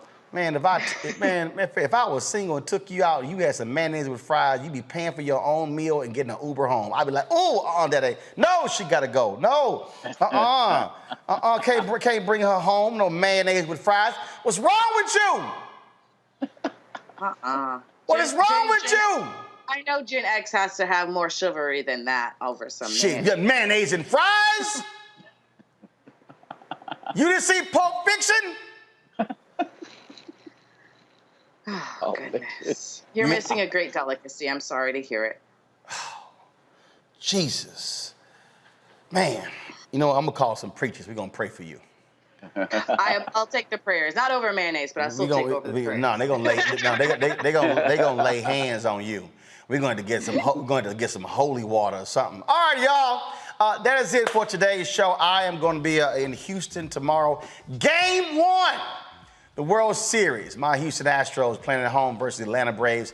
I will be there. So game time is 8:05 Eastern. So Avis is going to be sitting in for a brother. I might pop in the first hour from Minute Maid Park in Houston, but she's going to be holding it down. Fisk University, I'm going to see you guys on Wednesday on campus. I'm a scholar in residence there, and so looking forward to that. And then Friday, I'll be in Indianapolis for the State of Black America panel. Eddie Glaude, Alicia Garza, we're talking about activism, so we're going to be live streaming it here on Roland Martin Unfiltered. Saturday, Atlanta, I'm back.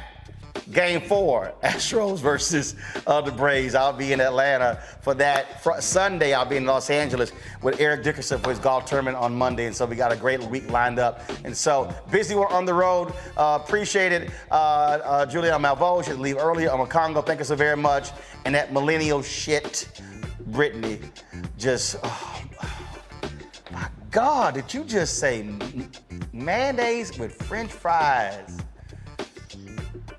Ooh. You'll love it one day. Never. Okay. Never. I'm telling you right now, never. Never. Jesus will be back before I eat mayonnaise with French fries. Because you'll be in heaven. You're absolutely right. You gonna go to the gate of St. Peter. He'll be like, look at here. You can't bring that mayonnaise with French fries up in here. Girl, gone. Gone. Call Lucifer. But it ain't gonna work here. Ain't gonna work. That's a hell delicacy. All right, y'all, I gotta go. I'll see y'all tomorrow. Roland Martin Unfiltered. Holla!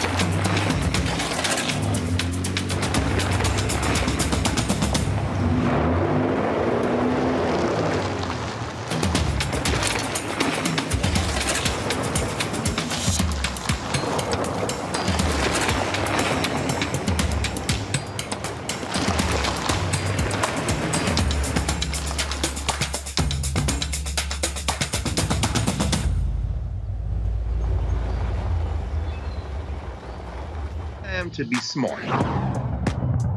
Roland Martin's doing this every day. Oh, no punches! Thank you, Roland Martin, for always giving voice to the issues. Look for Roland Martin in the whirlwind, to quote Marcus Garvey again. The video looks phenomenal, so I'm really excited to see it on my big screen. Support this man, Black Media. He makes sure that our stories are told. See, this difference between Black Star Network and Black-owned media and something like CNN. I got to defer to the brilliance of Dr. Carr and to the brilliance of the Black Star Network. I am rolling with Roland all the way. Honored to be on a show that you own. A black man owns the show. Folks, Black Star Network is here. I'm real revolutionary right now.